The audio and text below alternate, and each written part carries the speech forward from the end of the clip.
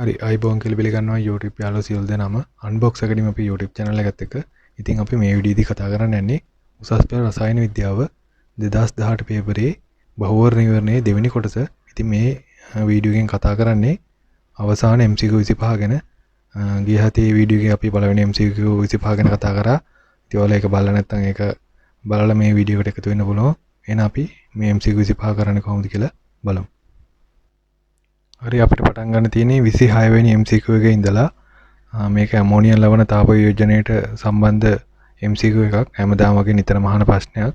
ඉතින් මේකදී අහලා තියෙන්නේ ඇමෝනියම් කාබනේට් හා ඇමෝනියම් ඩයික්‍රෝමේට් ඇමෝනියම් නයිට්‍රේට් රත් කරන් පස්සේ ලැබෙන නයිට්‍රේට් අඩංගු සංයෝග පිළිවෙලින් අපෙන් අහලා තියෙනවා. එතකොට අපි දැනගන්න ඕන මේ ඇමෝනියම් ලවණ තාප වියෝජනයෙන් මොනවද ලැබෙන ඵල කියලා. ප්‍රධාන ඇමෝනියම් ලවණ 5ක් විතර මතක තියාගන්න තියෙනවා. ඒ ටික තාප යෝජනයයි ඒවෙන් ලැබෙන ඵලයි ඔයාලා අනිවාර්යයෙන්ම මතක තියාගන්න ඕන. මෙතන වලට මේ ස්ලයිඩ් එකෙන් පෙන්නලා තියෙනවා ඇමෝනියම් ඩයික්‍රෝමේට් කියන ඇමෝනියම් ලවණය කොහොමද නිෂ්පාදනය කරන්න කියලා. එතකොට ඒක ඇමෝනියම් ක්ලෝරයිඩ් අණු දෙකක් පොටෑසියම් ඩයික්‍රෝමේට් එක එකතු වෙලා තමයි මේ ඇමෝනියම් ඩයික්‍රෝමේට් කියන සංයෝගය නිෂ්පාදනය වෙන්නේ. නැත්තම් ලවණය. එතකොට මෙන්න මේ ඇමෝනියම් ඩයික්‍රෝමේට් තාප යෝජනේ නැත්තම් රත් කරන් පස්සේ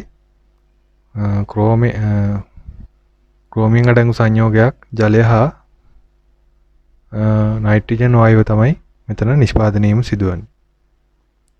එතකොට දැන් ප්‍රශ්නයට අදාළ පිළිතුරු ටික අපි ගත්තාන් පස්සේ මෙතනදී ඇමෝනියම් නයිට්‍රේට් හා ඇමෝනියම් ඩයික්‍රෝමේට් හැර අනිකුත් ඇමෝනියම් අයන රත් කරන් පස්සේ ඇමෝනියා වායුව සහ අනුරූප අම්ලය ලබා දෙනවා කියලා අපිට මෙතන පොඩි ෂෝට් නෝට් එකක් වගේ මතක තියාගන්න ක්‍රමයක් තියෙනවා.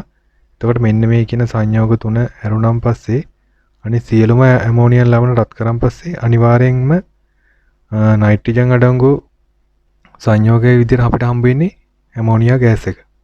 එතකොට මෙතන උදාහරණයක් විදිහට අපිට දීලා තියෙනවා ඇමෝනියම් ක්ලෝරයිඩ් තාප යෝජනය කරන් පස්සේ ඇමෝනියා ගෑස් එක ධන HCl, ඒ වගේම ඇමෝනියම් සල්ෆේට්, ඇමෝනියා ධන සල්ෆියුරික් ගෑස් එක එනවා. එතකොට ඇමෝනියම් කාබනේට් රත් කරන් පස්සේ මෙතන H2CO3 අම්ලය හැදෙනවා. බයිකාබනික් අම්ලය හැදෙනවා. නැත්තම් මේ සංයෝග දෙකේ එකතුවක් විදිහට හම්බ වෙනවා. එතකොට දැන් ඇමෝනියම් නයිට්‍රේට් හා ඩයික්‍රෝමේට් විතරක් රත් කිරීමෙන් ඇමෝනියා ලබා දෙන්නේ නැහැ. එතකොට ඒ කට්ටිය විශේෂ නයිට්‍රජන් අඩංගු ඵල තමයි ලබා දෙන්නේ. එතකොට ඔයාලට මේ ප්‍රතික්‍රියා තුන අනිවාර්යෙන් මතක තියෙන්න ඕන. හැමදාම අහන MCQ එකක් මේක. එතකොට මෙතන තියෙනවා ඇමෝනියම් නයිට්‍රේට් රත් කරාම N2 ධන ජල වාෂ්ප දෙකක් හම්බ වෙනවා. ඇමෝනියම් නයිට්‍රේට් රත් කරාම N2O ධන 2 H2O ගෑස් ලැබෙනවා. ඒ වගේම ඇමෝනියම් ඩයික්‍රෝමේට් රත් කරන් පස්සේ නයිට්‍රජන් වායුව සහ ක්‍රෝමියම් ඔක්සයිඩ් හා ජල වාෂ්ප හම්බ වෙනවා. එතකොට අපිට හම්බ වෙන ඇමෝනියම් ලවණ වලින් N2 නිෂ්පාදනය කිරීම ප්‍රතික්‍රියාවක් විදිහට මතක තියාගන්න පුළුවන්. මෙන්න මේ ඇමෝනියම් ඩයික්‍රෝමේට් රත් කරන් පස්සේ N2 සැදෙන මේ ප්‍රතික්‍රියාව. එතකොට මේ ප්‍රතික්‍රියා ටික අනිවාර්යෙන් ඔයාලගේ මතකේ තියෙන්න ඕන. එතකොට මෙතන ඔයාලගේ පොඩි අමතර දැනුමට මම එකතු කරපු ස්ලයිඩ් එකක් තියෙනවා. මේකෙන් පැහැදිලි කරන්නේ මේ ඇමෝනියම් ක්ලෝරයිඩ් වල තියෙන සමතුලිතතාවයක් ගැන හා ඇමෝනියම් ක්ලෝරයිඩ් කොහොමද අපි හඳුනගන්නේ කියලා. එතකොට මෙතන අපි උඩින්ම දාලා තියෙනවා ammonia salt can be made by reacting ammonia with acid. ඒ කියන්නේ ඇමෝනියම් ලවණ ඇමෝනියා සහ අම්ලයක් එක ප්‍රතික්‍රියා කරන් පස්සේ නිෂ්පාදනය කරගන්න පුළුවන් කියලා තියෙනවා. එතකොට මෙතන කියනවා some of the salt will be decomposed back into the reactant when heated. ඒ කියන්නේ සමහර ඇමෝනියම් ලවණ රත් කරන් පස්සේ ඒවා නිෂ්පාදන ඵල බවට නැවතපත් වෙනවා. එතකොට මෙතන දී තියෙන ඇමෝනියම් ක්ලෝරයිඩ් රත් කරාම HCl ගෑස් එකයි ඇමෝනියා ගෑස් එකයි නැත්තම් මේවයි නිෂ්පාදක ඵල බවට ආයිපත් වෙනවා කියලා මෙතන පැහැදිලි කරලා තියෙනවා. හරි 27 වෙනි ප්‍රශ්නයට අපි දැන් ඇවිල්ලා තින්නේ.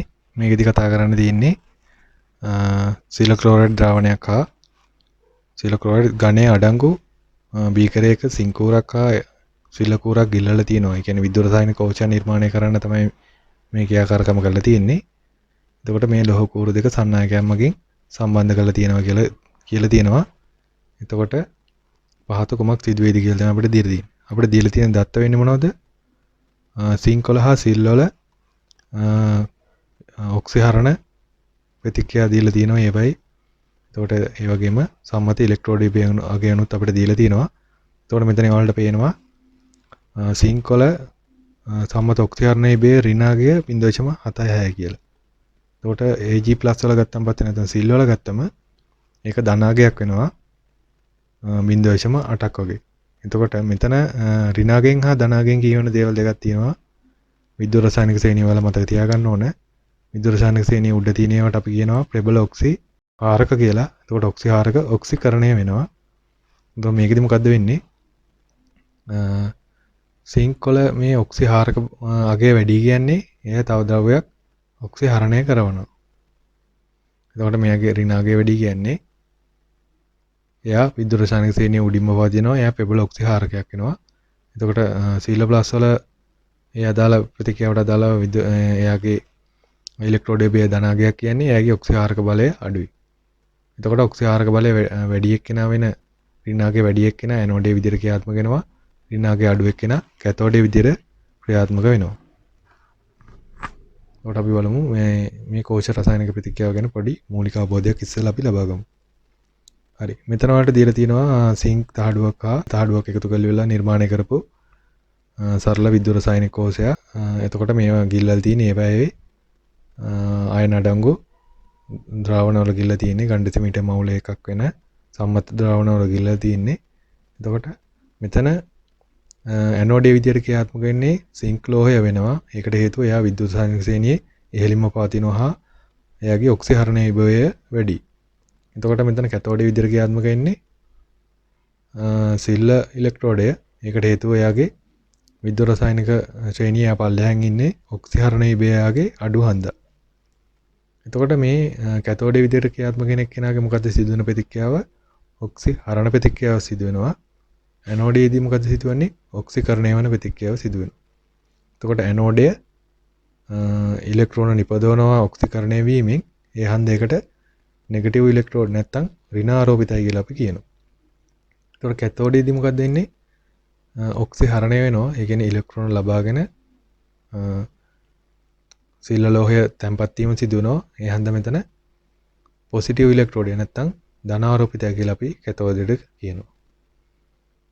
හරි, මෙතන දීලා තියෙනවා සාමාන්‍යයෙන් මේ විදිහට නිර්මාණය කරලා ගත්ත ද්‍රාවණයක් එක්ක කොහොමද මේක රසායනික ප්‍රතික්‍රියාව සිදු වෙන්නේ කියලා. එතකොට මෙතන ඉලෙක්ට්‍රෝඩ ඉබේනුත් දීලා තියෙනවා. සිංක් ඔක්සිකරණය වීම ලක් වෙනවා. ඒ වගේම සිල්ල ඉලෙක්ට්‍රෝන ලබාගෙන වෙලා ද්‍රාවණයේ තියෙන සිල්ල Ag කූර මත තැන්පත් වීම තමයි සිදුවන්නේ. එතකොට අපි ප්‍රශ්න බැලුවම පස්සේ ප්‍රශ්නේ අපිට කතා කරන්න තියෙන්නේ මේක රසායනික කෝෂයක් විදිහට තමයි අපි හඳුනා ගන්න ඕන. එතකොට මේ අග්‍ර එතන අපිට කියලා තියෙනවා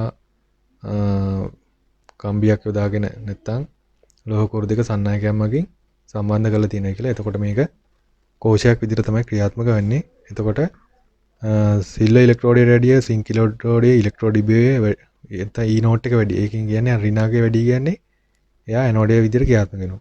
එතකොට සංයෝග දෙකක් දීලා තියෙනකොට ඔයාලට ඍණාගය වැඩි එක්කෙනා තමයි ඉලෙක්ට්‍රෝඩයේ විදිහට නැත්නම් ඇනෝඩයේ විදිහට ක්‍රියාත්මක වෙන්නේ.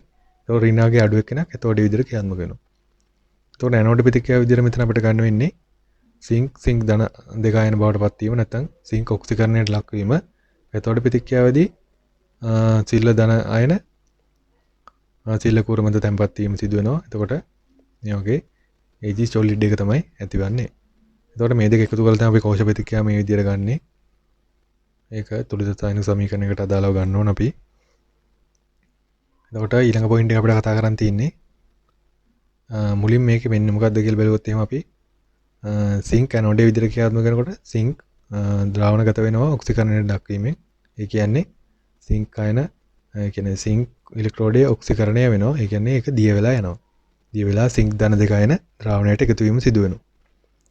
එතකොට කැතෝඩ ප්‍රතික්‍රියාවේදී මොකක්ද වෙන්නේ? ඒ ද්‍රාවණයේ තියෙන සිල්ල ධන අයන ඔක්සිහරණයට ලක් වෙලා සිල්ල කූර මත පරමාණු විදිහට තැන්පත් වීම සිදු වෙනවා.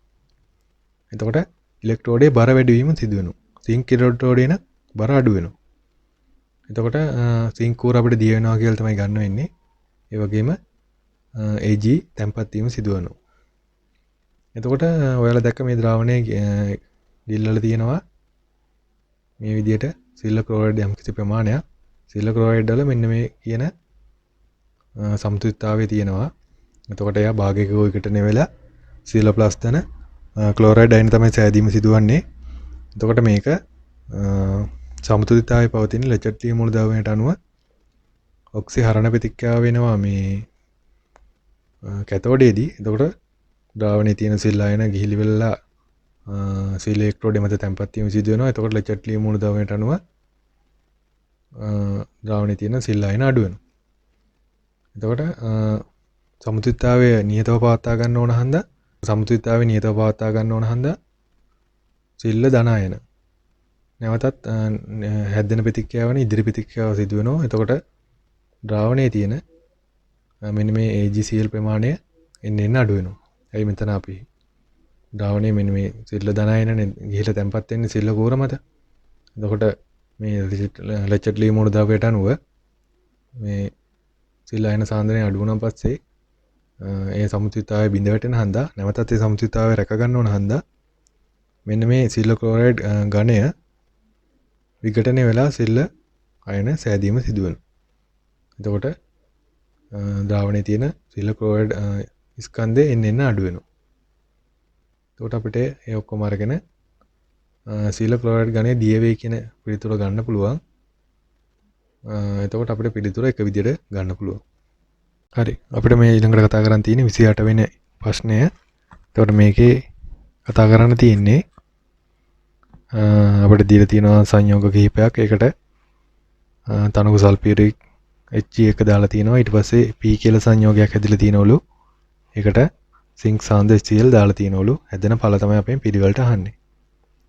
ඒකට ඔයාලා කවුරුත් දන්නවා ඇල්කයින් එකට මේ සිල්ල ක්ලෝරයිඩ් තනු සල්ෆියුරික් දැම්මම පස්සේ ඊනෝලය හරහා ඇල්ඩිහයිඩ් හා කීටෝන් නිර්මාණය කරන්න පුළුවන් කියලා. එතකොට මේකට කියන්නේ අපි ඇල්කයින වල ජලාණුවක් ආකලනය වීම කියලා තමයි මේකට අපි කියන්නේ. එතකොට මෙතන උදාහරණයක් විදිහට ඔයාලට දීලා තියෙනවා මීතයින් අණුව.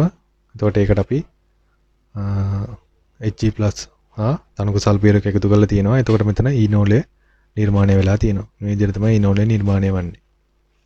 එතකොට මේ හැදෙන ඊනෝලය ගොඩක් අස්ථායි. එතකොට ඒක ක්ෂණිකව ප්‍රතිසංවිධානය නැත්නම් ඒක බින්දිලා ගිහිල්ලා ඉවරලා ඇල්ඩිහයිඩයක් හෝ කීටෝනයක් බවට පත් වෙනවා. එහෙම නැත්නම් අපිට ඒකට කියන්නේ මොකද? කාබොනිල් සංයෝගයක් කියලා. කාබොනිල් සංයෝගයක් කියන්නේ මෙන්න මේ වගේ C දිත්ත බන්ධන හෝ කාණ්ඩයක් සම්බන්ධ සංයෝග වලට අපි කාබොනිල් සංයෝගයක් කියලා කියනවා. එතකොට මේ වගේ මෙතන මේ ඊනෝලය මේක බවට යන්න හේතුව තමයි මේ ඊනෝලයට වඩා මේ කාබොනිල් සංයෝග ස්ථායීතාවයෙන් වැඩි හන්දා. එතකොට ඒ හන්ද තමයි මේ ප්‍රතික්‍රියාව සිදු වෙලා ඒ බවට පත් වෙන්නේ. එතකොට ඔයාලට එතන ගන්න පුළුවන් දේ තමයි ඇල්කයින Hg2 තනු සල්ෆියුරික් එක ප්‍රතික්‍රියා කරලා ඇල්ඩිහයිඩයක් හෝ කීටෝනයක් තමයි ලබා දීම සිදුවන්නේ. එතකොට මෙතන සිදුවන්නේ ඒක මාකෝනිෆ් නීතියට අනුව. එතකොට මෙතන පොඩි ෂෝට් නෝට් එකක් විදිහට තියෙනවා. මේ කීටෝන එකට අම්ල භෂ්මයක් එකතු කරන් පස්සේ කොහොමද මේ ඊනෝල හැදෙන්නේ කියලා. එතකොට අපි භෂ්මයක් එකතු කරොත් එහෙම ඊනෝයට් කියලා එක හැදෙනවා. ඒ කියන්නේ මෙතන අර මෙන්න මේ දිත්ත බන්ධන වලට ඍණායනක එක තමයි හැදෙන්නේ. ඒ කියන්නේ ඒකේ ආම්ලික ජල විච්ඡේදනය වෙලා ගන්න හයිඩ්‍රජන් නැති හන්දා දැන් භෂ්ම වල හයිඩ්‍රජන් නැහැනේ. ඒ හන්දා තමයි මෙතන O- එකක් තියෙන්නේ. මෙතන එතකොට භෂ්මයේ තියෙන ලෝහ කැටයනයත් එක්ක සම්බන්ධ වෙලා තියෙන්නේ. හැබැයි අම්ලයක් දාගත්තොත් එහෙම වලට කෙලිම ඊනෝලයේ OH කාණ්ඩයෙන්ම ලබා ගන්න පුළුවන්. ඒ මොකද අම්ලයෙන් H අයනයක් හම්බ වෙන හන්ද ඒ H අයනය මෙතනට බෙදීම සිදු වෙනවා. ඊට පස්සේ අපි ප්‍රතික්‍රියාව බලමු. අපි ප්‍රශ්නයට දාලා බලමු. මෙතන නිර්මාණය වෙන්නේ ඊනෝලයක් කරහා තමයි මේ සංයෝගය මෙන්න මේ කියන කීටෝනේ බවට යන්නේ. එතකොට මෙන්න මේ අස්ථායි ඊනෝලය නිර්මාණය වෙන මුලින්ම. ඊට පස්සේ එයා ප්‍රතිසංවිධානයෙන් කියන්නේ මේ සංයෝගයේ තියෙන බන්ධන බිඳිලා වඩා ස්ථායි ආකාරයට බවට පත් වෙනවා. මෙතන මේ OH බන්ධනේ බිඳිලි වෙලා මෙයා දිත්ත බන්ධනයක් හදා ගන්නවා. එතකොට මෙන්න මේ බන්ධනේ කැඩිලි වෙලා මෙතනට ආරෝපණය දීලා මේ බන්ධනේ හදා ගන්නවා. ඊට පස්සේ මෙතනින් නිදහස් වෙච්ච H ධනායනය මෙතනට ඇවිල්ලා බැඳෙනවා. එතකොට මේ ආකාරයෙන් ප්‍රතිසංවිධානය වීලා P කියන සංයෝගය නැත්තම් කීටෝනයක් බවට පත් වීම සිදු වෙනවා. එතකොට ඊළඟට අපිට කියනවා ඉහත P වශයෙන් ලැබෙන කීටෝනය සින්ක් Hg සාන්ද්‍රශීල සමග ප්‍රතික්‍රියා කරනවා කියලා. ආරකයක් බවට තමයි මේ සින්ක් Hg සාන්ද්‍රශීල කියන්නේ. එතකොට මේවා මෙතන තියෙන මේ කාබන්ගේ ඔක්සිජන් අවස්ථාව අඩු කරලා දානවා. ඒ කියන්නේ හයිඩ්‍රජන් සම්බන්ධ කිරීම තමයි සිදු කරන්නේ. ඒකට මේ විදිහට අපිට කරන්න පුළුවන්. සින්ක් Hg සාන්ද්‍රශීලක ප්‍රතික්‍රියා කරන් පස්සේ මේ CO group එක CH2 කාණ්ඩයක් බවට පරිවර්තනය කරලා දාන්න නැත්නම් ඔක්සිහරණය කිරීම සිදු කරලා දානවා.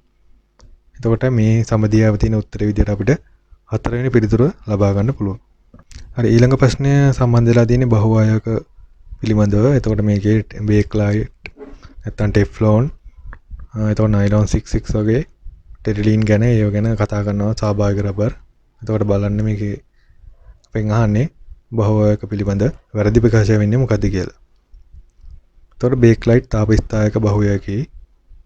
ටෙෆ්ලෝන් තාප ස්වවිකාර බහු අවයකි. නයිලොන් 66 ඇදී ඇත්තේ මෙන්න මේ කියන සංයෝගය හා හෙක්සනොයික් අම්ලය අතර ආකලන බහුවයකින් කියලා කියනවා. ටෙරඩින් නිෂ්පාදනය කරන තියෙනවා අපිට. ස්වාභාවික රබර් කියන්නේ සිස් පොලිඅයිසොපින් දාමලින් සමන්විතය කියලා ඔයාලා දන්නවා. එතකොට මෙතන ඔයාලට පෙන්නන තියෙනවා බේක්ලයිට් කියන සංයෝගය නිර්මාණය වෙන්නේ කොහොමද කියලා. එතකොට බේක්ලයිට් අපි කලින් කතා කරා වගේ මොකද්ද? තාප ස්ථාපන බහුවයකයක්. එතකොට මෙයා ත්‍රිමාන අවකාශයේ මේ විදිහට බන්ධන සාදාගෙන ස්ථායී වීම සිදු වෙලා තිනවා අධික ශක්තිමත් බවින් යුක්තයි. එතකොට මේවා බේකර් වගේ නිෂ්පාදනය කිරීම සඳහා ගන්නවා. මේ වගේ ත්‍රිමාන ව්‍යුහයක් තමයි බේක්ලයිට් වල තියෙන්නේ. එතකොට මෙතන ඉන්නවා ටෙෆ්ලෝන් කියන පොලිමර් එක. එතකොට එයාගේ මොනෝමර් එක නැත්තම් ඒක අවයක වෙන්නේ මෙන්න මේ කියන සංයෝගය. මෙතන n කියලා සංඛ්‍යාව ගත්තන් පස්සේ එයා බහුවයක විදිහට අපිට නම් කරන්න පුළුවන්. මේක තමයි අපි ලියන විදිය. ටෙෆ්ලෝන් කියන පොලිමර් එක ලියන්නේ කිව්වොත් මෙන්න මේ විදිහ තමයි ලියන්න ඕන. ඒකේ ඒක අවයක ඇහුවොත් එහෙම මෙතන n නැතුව තමයි ලියන්න ඕන. නැත්තම් මොනෝමරය හෝ ඒක අවයක ඇහුවොත් එහෙම n නැතුව ලියන්න ඕන. ටෙෆ්ලෝන් බහුවයක ලියන්නේ කිව්වොත් මෙතන n දාලා අපි ලියන්න ඕන. එතකොට මේක තමයි කෙමිකල් ස්ට්‍රක්චර් එක නැත්තම් රසායනික ව්‍යුහය ටෙෆ්ලෝන් වල මේ වගේ දීර්ඝ දාම බන්ධන සෑදීම තමයි සිදු වෙලා තියෙන්නේ. එතකොට මෙතන වලට පෙන්නන තියෙනවා නයිලොන් 6s කොහොමද නිර්මාණය වෙන්නේ කියලා.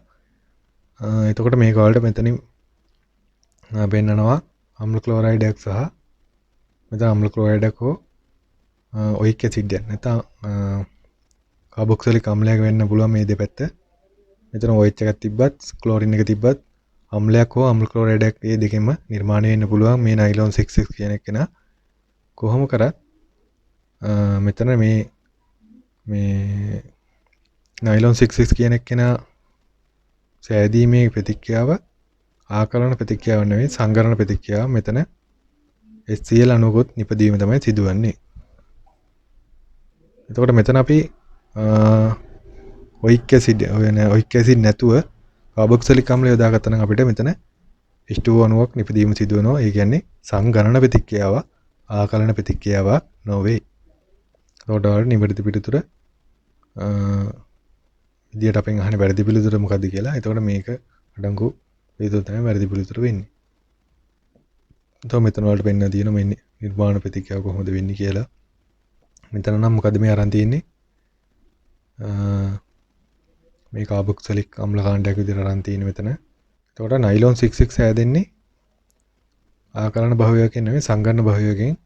එතකොට මේ ප්‍රශ්නේ 2012 32 වෙනි ප්‍රශ්නේ චෙද්දිල් තියෙනවා කියලා මෙතන තියෙනවා. එතකොට ඔයාලට පේනවා මේ පාස් පේපර් කරන් පස්සේ කොච්චර ලේසිද කියලා ප්‍රශ්න වලට පිළිතුරු දෙන්න එකම තමයි මේ කට්ටිය අහන්නේ. හරි මෙතන අපි 30 වෙනි ප්‍රශ්නයට ඇවිල්ලා තියෙන දැන් මේකේ කතා කරන් තියෙන අපිට පෙළ හා සම්බන්ධ ප්‍රශ්නයක්. ඔයාලා ප්‍රශ්නේ කියව ගන්න.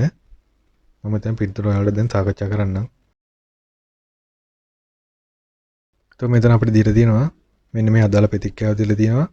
ඒකට අනුබද්ධයෙන් පෙළ හොයන්නේ කියලා තමයි අපෙන් අහන්නේ. එතකොට මෙතන විවිධ පරිමාණ එකතු කරලා තියෙනවා. H2O3- වල 2- වල. එතකොට ආරම්භක ශීඝ්‍රතාවය අසුරෙන් තමයි මේ ප්‍රතික්‍රියාව පෙළ හොයන්න යන්නේ.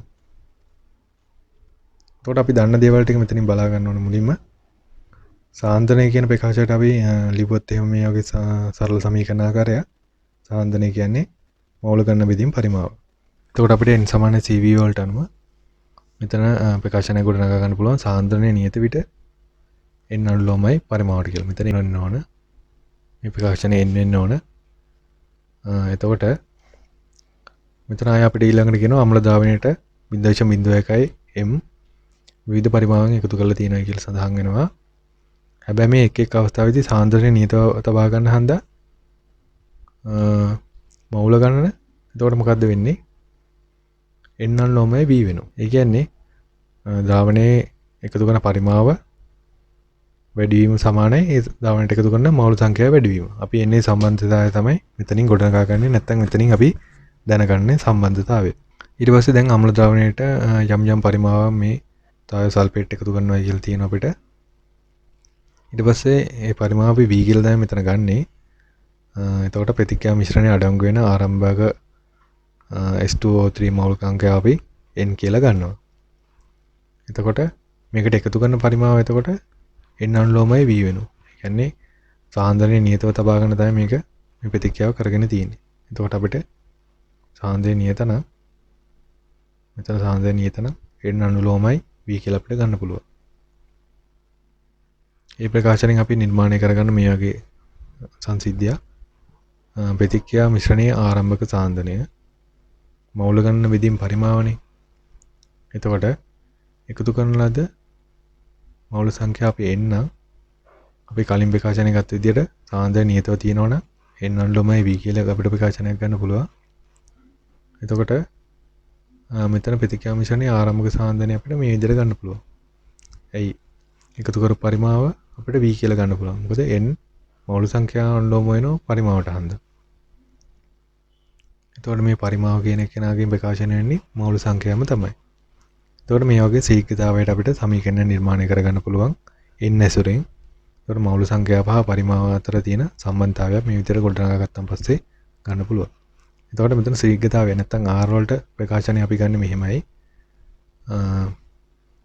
අදාළ පෙළ හොයන සංයෝගයට අදාළව මේ වගේ බ්‍රැකට්ස් දාලා ගන්නවා. එතකොට අපි එයාගේ පෙළ දන්නේ නැති හන්දා මෙතන අපිට දීලා තියෙන විදිහට අපි මෙතන අපිට සලකන්නේ කියලා තියෙන m කියලා සලකන්නේ කියලා තියෙන m කියලා තියෙන මෙතන අනුබද්ධයෙන් පෙළ කියලා.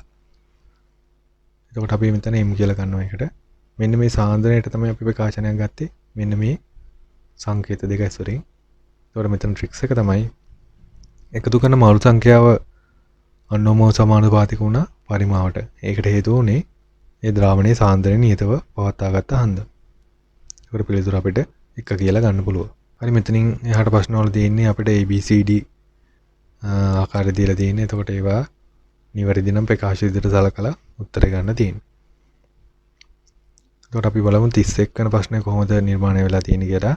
මෙතන අහන්නේ දුබල අම්ලයක් හා ප්‍රබල භස්මයක් අතර ප්‍රතික්‍රියාවක් ගැන තමයි අපෙන් අහන්නේ.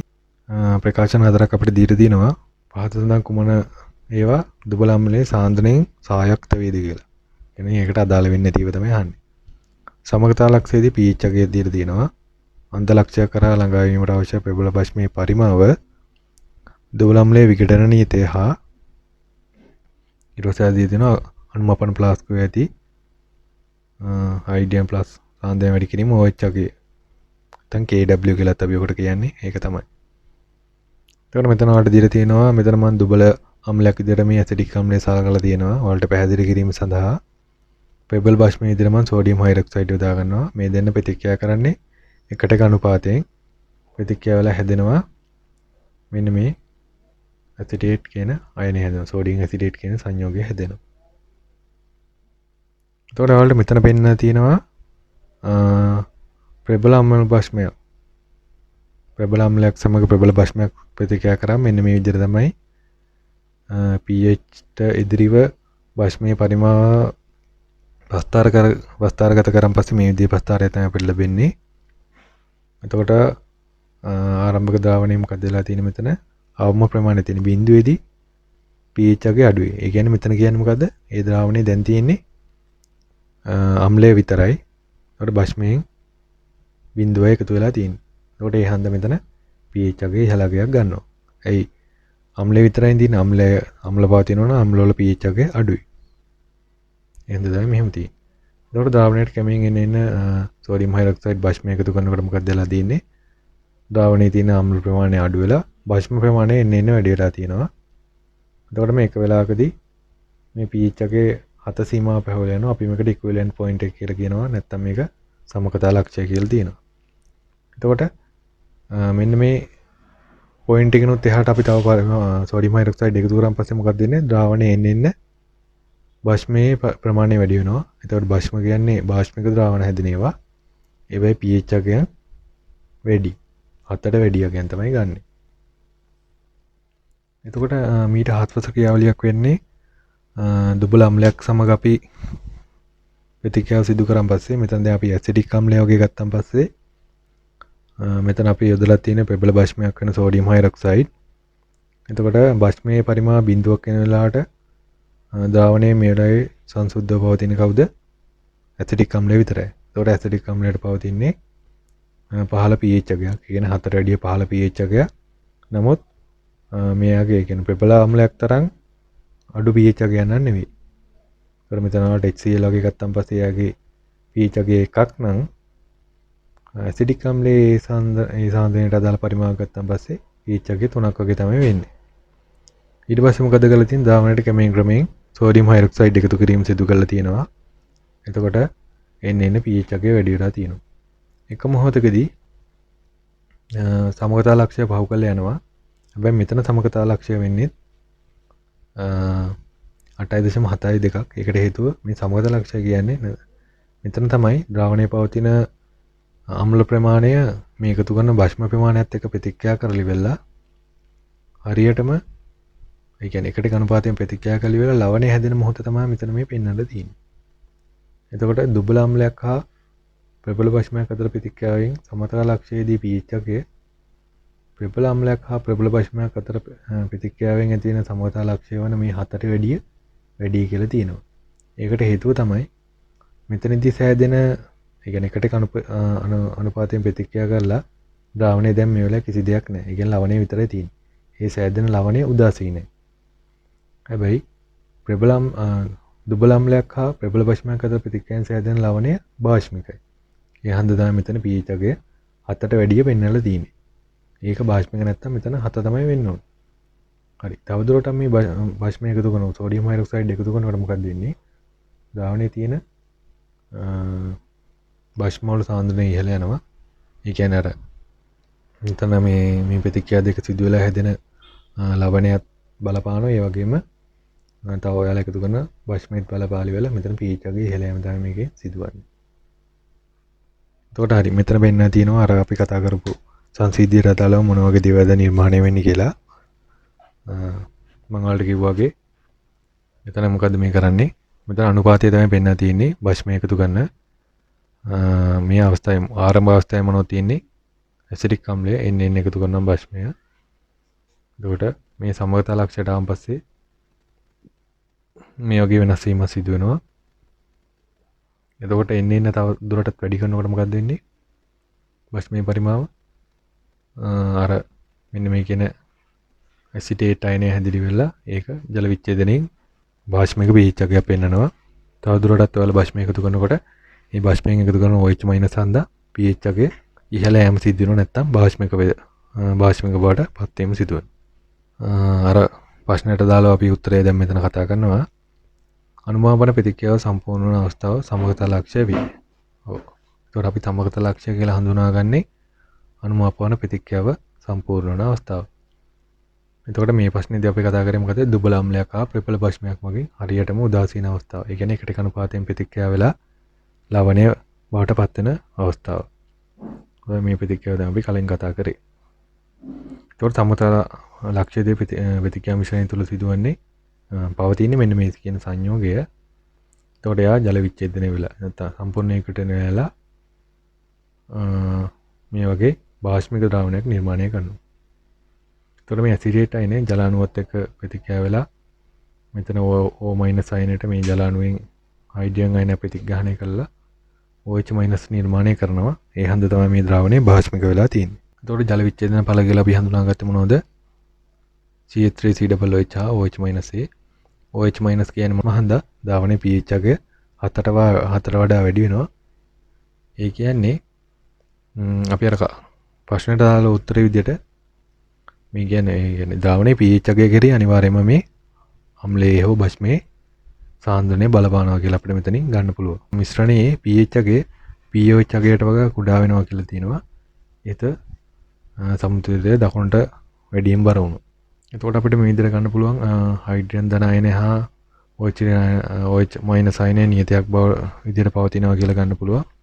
ඒකට හේතුව තමයි මෙතනින් ප්‍රකාශ කරන්නේ KW ගැන. KW උෂ්ණත්වය නියත විට නියතයක්. මෙතන මේ පිටුතට අදාළව තව විස්තර කිරීමක් තියෙනවා. ඒ කියන්නේ මේ සාන්ද්‍රණයට අනුව කොහොමද මේ සමතුලිතතාවය වෙනස් වෙන්නේ කියලා. එතකොට ඔයාලා මේ ටික බලලා පොඩි අවබෝධයක් තව අරගන්න පුළුවන්.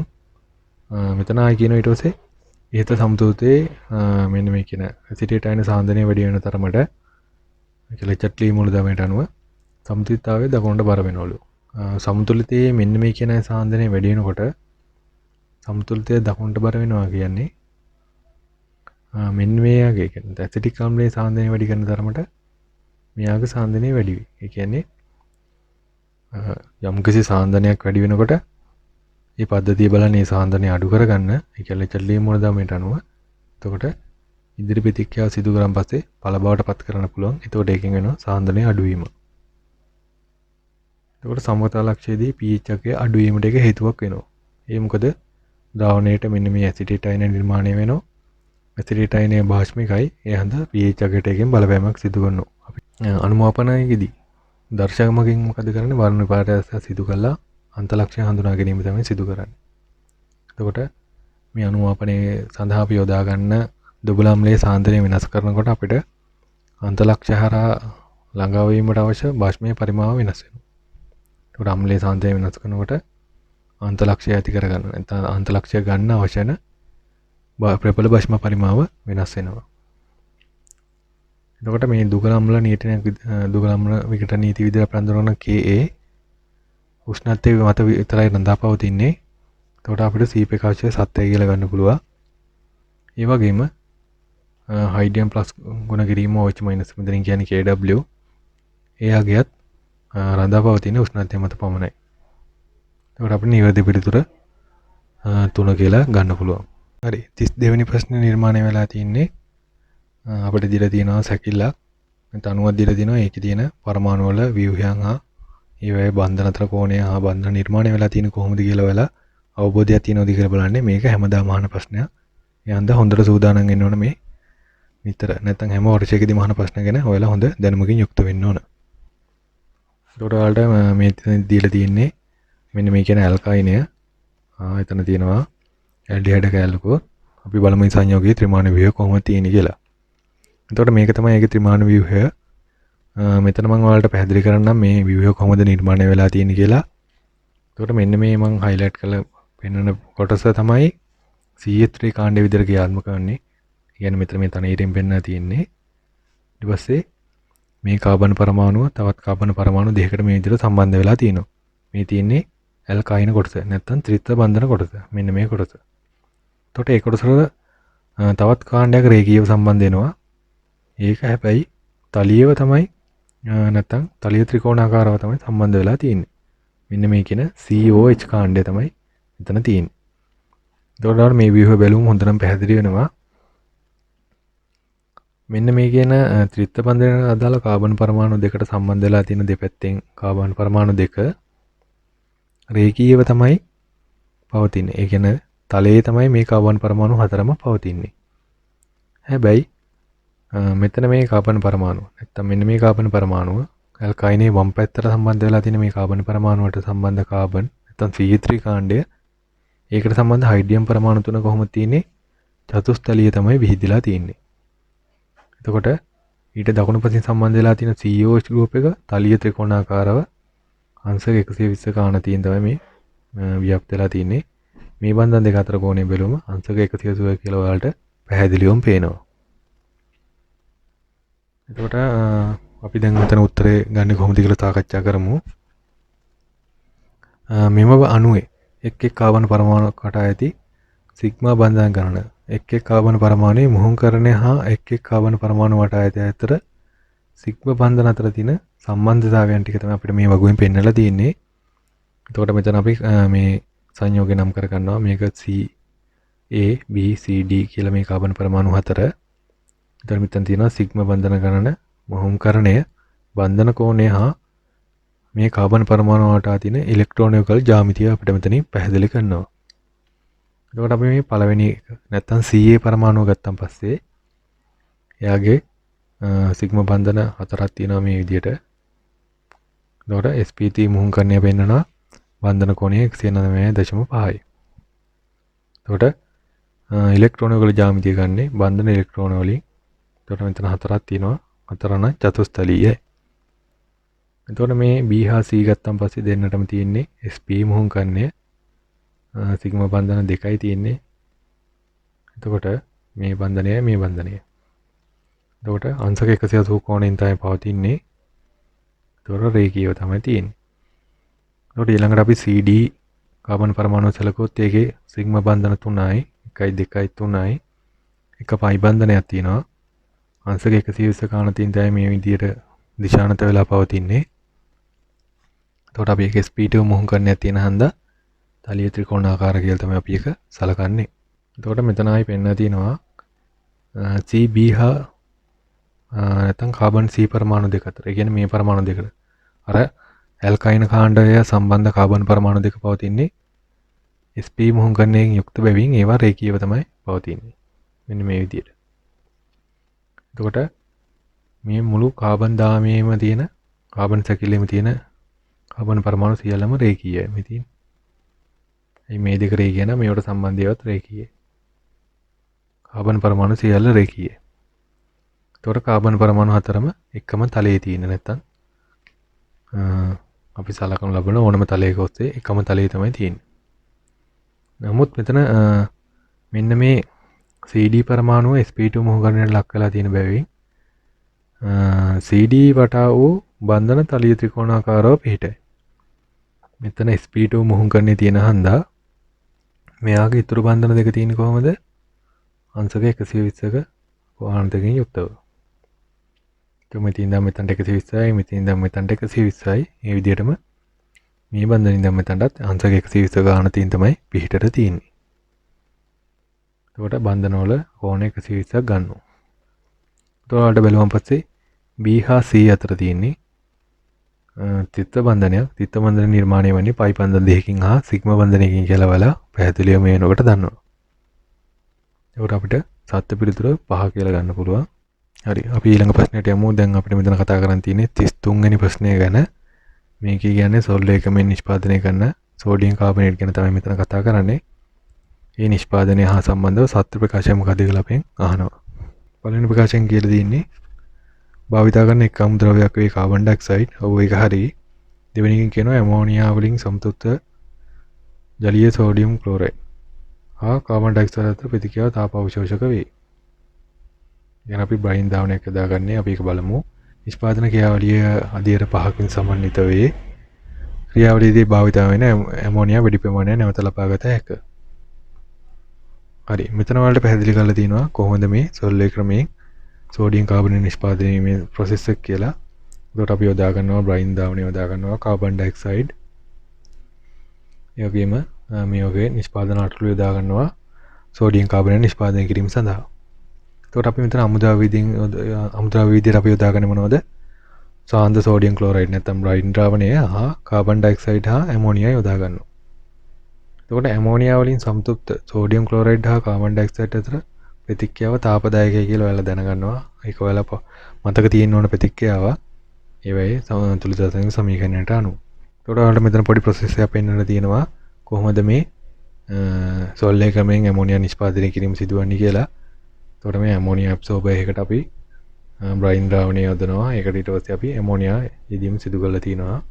ඊට පස්සේ අපිට අතුරු ඵලයක් විදිහට මෙතන කැල්සියම් ක්ලෝරයිඩ් වගේ සංයෝග ලබා ගන්න පුළුවන්. එතකොට කැල්සියම් කාබනේට් දහනය කරලා තමයි අපි මේ කාබන් ඩයොක්සයිඩ් නිෂ්පාදනය කිරීම සිදු කරන්නේ.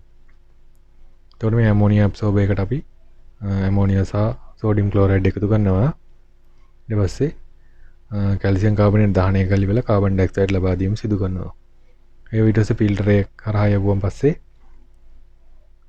මේ විදිහට සෝඩියම් බයිකාබනේට් තියෙනවා. ඒක අපි තාපයෝජන ලක් කරලා තමයි සෝඩියම් කාබනේට් නිෂ්පාදනය කිරීම සිදු කරගන්නේ.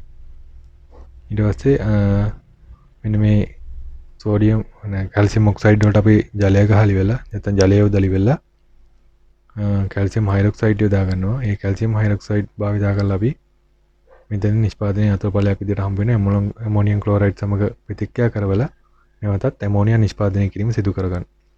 මේ ඇමෝනියා අපිට පළවෙනි ප්‍රතික්‍රියාව සඳහා නැවත භාවිතා කරන්න පුළුවන් කියලා තමයි මෙතන මේ පෙන්වන්න තියෙන්නේ. ඊට පස්සේ මේ කැල්සියම් හයිඩ්‍රොක්සයිඩ් හා ඇමෝනියා සමග ප්‍රතික්‍රියා කළා කැල්සියම් ක්ලෝරයිඩ් උනත් අපිට ලබා ගන්න පුළුවන් කියලා මෙතන පැහැදිලි කරලා තියෙනවා. මේක තමයි දල සැකස්ම ප්‍රොසෙස් එක නැත්තම් සොල්ලේ ක්‍රමයෙන් ඇමෝනියා සෝඩියම් කාබනේට් නිෂ්පාදනයට අදාළව. ඒකට අපි කලින් කතා කරා වගේ අපිට හම්බෙන්නේ සෝඩියම් බයිකාබනේට්. ඒක රත් කරලා තමයි අපි සෝඩියම් කාබනේට් බවට පත් කරගන්නේ. ඉතින් මෙතෙන්දිත් ඇමෝනියා නිපදෙනවා. ඒවත් අපිට යොදා ගන්න පුළුවන් නැවත අර ඇමෝනියා යෙදීමේ ක්‍රියාවලියේදී. එතකොට මෙතන මේ රතුරා වාටේ පෙන්වා තියෙන්නේ දහනය කිරීමේ ක්‍රියාවලිය. අපිට ඊළඟට කතා කරන්න තියෙන්නේ 34 වෙනි ප්‍රශ්නය ගැන. එතකොට මේක තියෙන්නේ මූලික ප්‍රතික්‍රියාවක පෙළ කොහොමද පරීක්ෂණාත්මකව අපි හොයාගන්නේ කියලා. එතකොට මෙතන අහනවා මූලික ප්‍රතික්‍රියාවක පෙළ පරීක්ෂණාත්මක නිර්මය කිරීමේදී උෂ්ණත්වයේ නියත අගයක පවත්වා ගත යුතු වන්නේ මොකද කියලා අපෙන් අහනවා. එතකොට ප්‍රකාශ හතරක් දෙන්න දිනවා. ප්‍රතික්‍රියා පෙළ උෂ්ණත්වය මත රඳා පවතින නිසාය. සක්‍රියන ශක්තිය උෂ්ණත්වය සමග වෙනස් වන නිසාය. ප්‍රතික්‍රියාවේ යාන්ත්‍රණය උෂ්ණත්වය සමග වෙනස් වන නිසාය. ශීඝ්‍රතා නියතයේ උෂ්ණත්වය සමග වෙනස් වන නිසාය කියලා අපිට ප්‍රකාශ හතරක් දීලා තියෙනවා. එතකොට අපි මේ ප්‍රශ්නේ කරන්න යන්න කලින් අපි දැනගන්න ඕන පොඩි තීර ටිකක් තියෙනවා. මම ඒ ටික පැහැදිලි කරන්නම්. එතකොට මේ මොකක් හරි ප්‍රතික්‍රියාවක පෙළ සෙවීම සඳහා අපි අදාළ ප්‍රතික්‍රියාවේ විවිධ සාන්ද්‍රණවලදී ප්‍රතික්‍රියාවේ ශීඝ්‍රතාව ලබා ගැනීම තමයි අපි මුලින්ම සිදු කරන්නේ. එතකොට මේක පැහැදිලි කරන විදිහට ප්‍රතික්‍රියාවේ ශීඝ්‍රතාවය වෙනස් කරන එකම සාධකයේ වියුත්තේ අදාළ ප්‍රතික්‍රියකයේ සාන්ද්‍රණය. එන සාන්ද්‍රණය වෙනස් කළා තමයි අපි පෙළ හොයන්න යන්නේ. මෙතන ඊළඟට කියනවා මෙහිදී අනිකුත් ප්‍රතික්‍රියකයන්ගේ සාන්ද්‍රණය නියතව තබා ගැනීම. එක ප්‍රතික්‍රියකට අදාළ පෙළ හොයනවා නම් අනිත් ඒවායි අපි සාන්ද්‍රණ නියතව තබා ගන්න ඕන. එතකොට නියත උෂ්ණත්වය පවත්වා කරගන්න ඕන. උෂ්ණත්වය වෙනස් වුණොත් මොකද වෙන්නේ? ශීඝ්‍රතා නියතය නැත්තම් K කියන අගය වෙනස් වෙන හන්දා.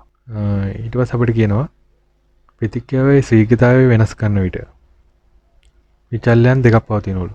ප්‍රතික්‍රියා ශීඝ්‍රතාවය වෙනස් කරන විචල්යන් දෙකක් පවතී. ප්‍රතික්‍රියාවේ ශීඝ්‍රතාවය වෙනස් කරන විචල්‍ය දෙකක් තියෙන්න ඕන. නමුත් ප්‍රතික්‍රියාවේ පෙළසීම සඳහා අපි යොදාගන්නේ ශීඝ්‍රතාවය වෙනස් කරන එකම විචල්‍ය වෙන්නේ අදාළ ප්‍රතික්‍රියාවේ සාන්ද්‍රණය. එතකොට ප්‍රතික්‍රියාවේ ශීඝ්‍රතාවය වෙනස් කරන විචල්‍ය දෙකක් පවතින නමුත් ශීඝ්‍රතාවය වෙනස් කරන එකම විචල්‍ය වෙන්නේ ප්‍රතික්‍රියකයේ සාන්ද්‍රණය. ඒක තමයි ඔයාලා මෙතන දැනගන්න ඕන. ඊට පස්සේ ඊළඟ පොයින්ට් එක තමයි ප්‍රතික්‍රියාවේ පෙළ නැත්නම් සක්‍රියන ශක්තිය හෝ එහි යාන්ත්‍රණය සඳහා උෂ්ණත්වය බලපාන්නේ නැහැ කියලා. උෂ්ණත්වය බලපාන්නේ ශීඝ්‍රතා නියතය කෙරෙහි තමයි මෙතන පැහැදිලි කරලා තියෙනවා. හරි අපි දැන් 35 වෙනි ප්‍රශ්නය ගැන බලන්න යන්නේ. මේක අපිට තියෙන්නේ ඒතයින් දීලා තියෙනවා. ඒතයින් පිළිබඳ සත්‍ය ප්‍රකාශය මොකක්ද කියලා අහනවා. කැල්සියම් කාබයිඩ් ජලය සමග ප්‍රතික්‍රියා කර ඒතයින් නිපදවයි. ඊට පස්සේ ආයි කියන කැල්සියම් කාබයිඩ් ජලය සමග ප්‍රතික්‍රියා කර එතීන් සාදයි.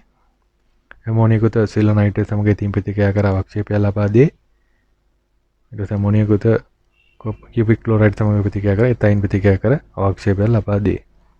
කුමක් සත්‍ය වේද කියලා තමයි අපෙන් අහන්නේ. ඊට පස්සේ මේ විදිහට අපේ වලට තේරෙනවා එතයින් නිෂ්පාදනය කිරීම සඳහා නම් කොහොමද අපි කරන්න ඕන? කැල්සියම් කාබයිඩ් වල ජලය ගහලා තමයි නැත්නම් ජලය යොදාගෙන තමයි එතයින් ගෑස් එක අපි නිෂ්පාදනය කිරීම සිදු කරන්නේ.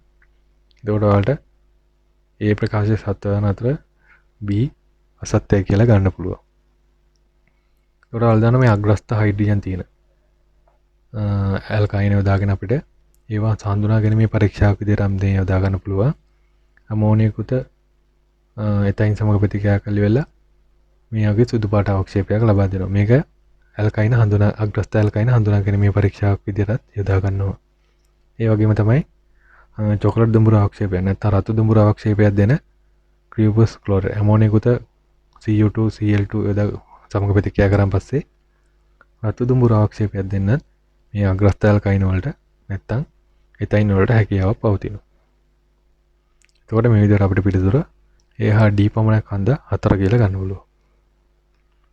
හරි. මෙතන ඊළඟට අපිට කතා කරන් තියෙන්නේ 36 වෙනි ප්‍රශ්නය. මේක හැලජන කාණ්ඩය පිළිබඳ තමයි අදාළ වෙන්නේ. කුමද්ද සත්‍ය ප්‍රකාශය වෙන්නේ කියලා අපෙන් අහනවා. එතකොට කාණ්ඩය පහළට යනකොට හැලජන වල තාපාංකය වැඩි වේ. අනිකුත් හැලජන මෙන්නව ෆ්ලෝරින්ට F2 වර අන්සාමිටම ටින ඔක්සිජන් අවස්ථාවක් පවතී. සියලුම හැලජන හොඳ ඔක්සිහාරක වේ. ඔක්සිහාරක කියන්නේ එහෙනම් ඔක්සිකරණය වෙන්න ඕන. ආර්ථිකවගේ සියලු මූලද්‍රව්‍ය අතරින් ෆ්ලෝරින් වඩාත් ප්‍රතික්‍රියාශීලී වන නමුත් ඒ නිෂ්ක්‍රීය වායුව සමග ප්‍රතික්‍රියා නොකරයි. අපි එහෙනම් බලමු උත්තරේ මොකද්ද කියලා මේකේ. එතකොට පළවෙනි ප්‍රකාශයට අනුව මොකද්ද අපි දැනගන්න ඕන? කාණ්ඩය පහළට යනකොට පරමාණු කාර්ය වැඩි වෙනවා. ඒ කියන්නේ බර වැඩි වෙනවා. එතකොට පරමාණු වල විශාලත්වය වැඩි වීම සිදු වෙනවා. එතකොට කාණ්ඩය පහළට යනකොට මොකක්ද වෙන්නේ? හැලජන වල අණු වල විශාලත්වය වැඩි වීම සිදු වෙනවා. එතකොට අණු වල පුෂ්ඨ වර්ග බලය වැඩි වෙලා අණු අතර තියෙන වැණ්ඩ වාසාකරණ බල නැත්නම් ලන්ඩන් බල නැත්නම් අපි කියන අපකිරණ බලතාවය වැඩි වෙලා කාණ්ඩය පහළට හැලජන වල තාපාංකය ඉහළ යාම සිදු වෙනවා. එතකොට ඔයාලා දන්නවා විද්‍යුත්ින්තාවයෙන් වැඩි මූලද්‍රව්‍ය කියන්නේ මොකද්ද? ෆ්ලුවරින්. ඒකේ විද්‍යුත්ින්තාවය අපි ඍණ 4ක් කියලා තමයි ගන්නෙ. ඒ නිසා කිසිම විටක එකට ධන ඔක්සිජන් අංකයක් පවතින්නේ නැහැ. තියෙන්නේ බිඳුවයි ඍණ එකයි. බිඳුව තියෙන්නේ සංයෝගයේම අවස්ථාවේ නැත්නම් ස්වභාවයේ පවතින අවස්ථාවේ F2 විදියට බිඳුව තියෙනවා. ඕනම සංයෝගයක් නිර්මාණය කිරීමේදී ඒකට හම්බ වෙන්නේ ඍණ 1 ඔක්සිජන් අවස්ථාව තමයි. ඒතකොට ෆ්ලෝරින් විද්‍යුත්ින්තාවයෙන් වැඩි මූලද්‍රව්‍ය වෙන බැවින් එයට ඔක්සිකරණයට භාජනය වෙන්නේ නැහැ. ඒ කියන්නේ ඉලෙක්ට්‍රෝන ඉවත් කරන්නේ. එයා ඉලෙක්ට්‍රෝන ලබා ගන්න විතරයි. එතකොට ෆ්ලෝරින් හැර අනිත් හැලජන වලට ඔක්සිහාරක විදිහට ක්‍රියාත්මක කරන්න පුළුවන්. එතකොට ඒ ප්‍රකාශය වැරදි කියලා තමයි ගන්න වෙන්නේ. ඒ මොකද මෙතන ෆ්ලෝරින් විතරක් ඔක්සිකරණයට භාජනය නොවන හන්දා අනිත් ඒ කාණ්ඩයේ තියෙන අනිකුත් මූලද්‍රව්‍ය වලට ඔක්සිහාරක විදිහට ක්‍රියාත්මක වෙන්න පුළුවන්. නැත්නම් ඒ කියන්නේ ඔක්සිකරණය වෙන්න පුළුවන්. නමුත් ෆ්ලෝරින්ට ඔක්සිකරණය වෙන්න බෑ. ඊට පස්සේ අපි ඊළඟට ගන්නවා හීලියම් හා නියොන් යන නිෂ්ක්‍රීය වායු හැර අනිත් සියලු මූලද්‍රව්‍ය සමග ෆ්ලෝරින් ප්‍රතික්‍රියා කරයි කියලා අපි දැනගන්නවා. එතකොට ඔයාලට හම්බ වෙනවා සෙනෝන්. සෙනෝන් එකත් මේ ෆ්ලෝරින් ප්‍රතික්‍රියා කරනවා. ෆ්ලෝරින් ප්‍රතික්‍රියා කළා සංයෝග හදනවා. ප්‍රතික්‍රියා කරන්නේ නැත්තේ හීලියම් හා නියොන් සමග විතරයි. එතකොට අපිට D ප්‍රකාශය වැරදි කියලා ගන්න වෙන්නේ. එතකොට නිවැරදි ප්‍රකාශයෙන් වෙන්නේ එහා B පමණයි. එතකොට උත්තරේ 1 කියලා තමයි අපිට ගන්න වෙන්නේ. අපි දැන් 37 වෙනි ප්‍රශ්නයට ආවිලා තියෙන්නේ. මෙතන කතා කරන්නේ සංයුත දුර බඳුනක් කරගෙන තියෙනවා. ප්‍රතික්‍රියාවක් කරලා තියෙනවා මේ කාබන් ඩයොක්සයිඩ් හා කාබන් මොනොක්සයිඩ් නිෂ්පාදනය වීමේ ප්‍රතික්‍රියාව. එතකොට මේක ඉහළ උෂ්ණත්වවලදී සිදු කරලා තියෙනවා කියන 700 හා 800. එතකොට ප්‍රතිශත දීලා තියෙනවා 60යි 80යි. කියන්නේ සෙල්සියස් අංශක 700 දී 60ක් දීලා තියෙනවා 800 දී 80.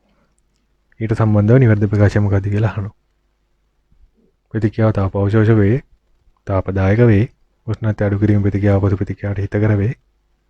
එතකොට මේ සොලිඩ් එක ඉවත් කිරීම සමුදිතාවය ප්‍රතික්‍රියා දෙසට නැඹුරු කළ හැක කියලා ප්‍රකාශ හතරක් දීලා තියෙනවා. එතකොට ඔයාලා මේ දීලා තියෙන දත්ත හා ප්‍රතික්‍රියාව සලකලා බලමු පස්සේ ඔයාලට තේරෙනවා මේක ප්‍රත්‍යාවර්ත ප්‍රතික්‍රියාව කියලා. එතකොට උෂ්ණත්වය වැඩි කරනකොට මේකේ කාබන් මොනොක්සයිඩ් පළදාව වැඩි වීමට හේතුවක් වෙලා තියෙනවා කියලා ඔයාලට මේ උෂ්ණත්ව දෙක බැලුවම පස්සේ තේරෙනවා. එතකොට උෂ්ණත්වය වැඩි කරන් පස්සේ ඉදිරි ප්‍රතික්‍රියාව ශීඝ්‍රතාවය වැඩි වෙන්න නම් ඉදිරි ප්‍රතික්‍රියාව තාප අවශෝෂක වෙන්න ඕන. ඔය චක්‍රීය මූලද්‍රව්‍යයට අනුව තමයි අපි කතා කරන්නේ. ප්‍රත්‍යාවර්ත ප්‍රතික්‍රියාව තාපදායකද හෝ නැතහොත් තාප අවශෝෂකද යන්න අපි හඳුනගන්නේ මේ චක්‍රීය මූලද්‍රව්‍යයට අනුව. එතකොට මේ ඉදිරි ප්‍රතික්‍රියාව තාප අවශෝෂකයි කියලා අපි දැන් හඳුනගත්තා. එතකොට අපි ප්‍රතික්‍රියාව තාප අවශෝෂක ප්‍රතික්‍රියාවක් විදිහට තමයි මේක නම් කරන්නේ. එතකොට අපිට A හා A සත්‍යයි කියලා ගන්න පුළුවන්, B සත්‍යයි කියලා ගන්න පුළුවන්. එතකොට මේ ප්‍රතික්‍රියාවේ ඉදිරි ප්‍රතික්‍රියාව තාප අවශෝෂක හන්දා පසු ප්‍රතික්‍රියාව අනිවාර්යයෙන්ම තාපදායක වෙයි. එතකොට මේක ඕනම ප්‍රතික්‍රියාවක් සලකා ගත්තන් පස්සේ ඔන්න ඔය ලක්ෂණේ තියෙනවා. ඉදිරි ප්‍රතික්‍රියාව තාපදායක නම් පසු ප්‍රතික්‍රියාව තාප අවශෝෂකයි. ඉදිරි ප්‍රතික්‍රියාව තාප අවශෝෂක නම් පසු ප්‍රතික්‍රියාව තාපදායකයි. එතකොට ඕන සමතුලිත පද්ධතියක උෂ්ණත්වය අඩු කරන් පස්සේ එතකොට ඒ උෂ්ණත්වය අඩු කිරීම අවම කරගන්න ලෙචට්ටි මූලද්‍රව්‍ය අණුව පද්ධතිය උත්සාහ කරනවා.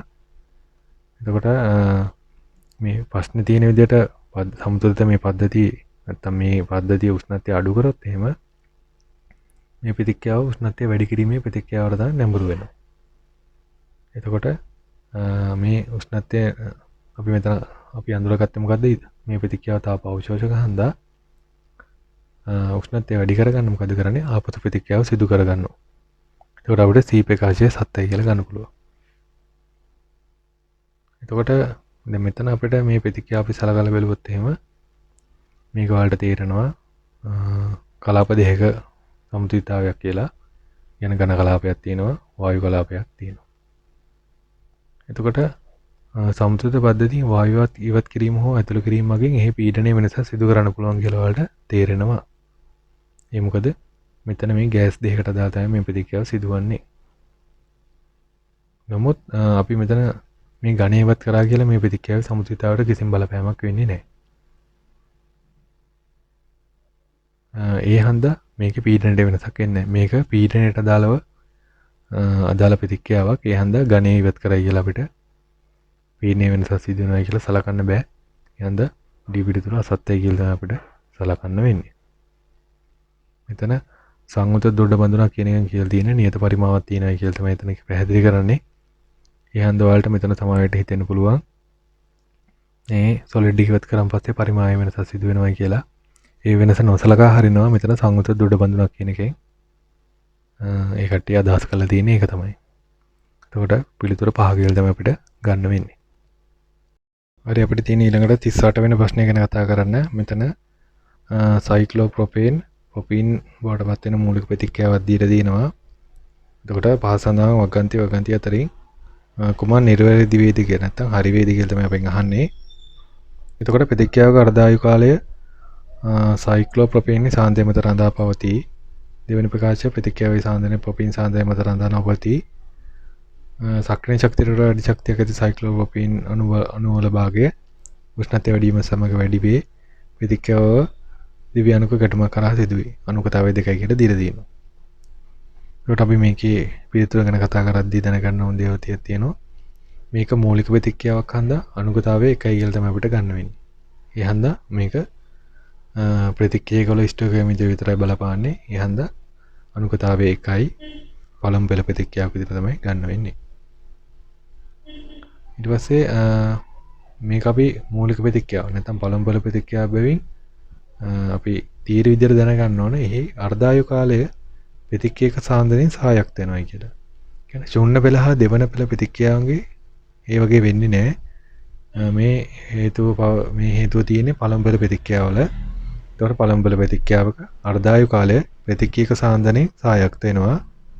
හැබැයි මේ ශූන්‍ය පෙළ හා දෙවෙනි පෙළ ප්‍රතික්‍රියාවන්ට මේක බලපාන්නේ නැහැ.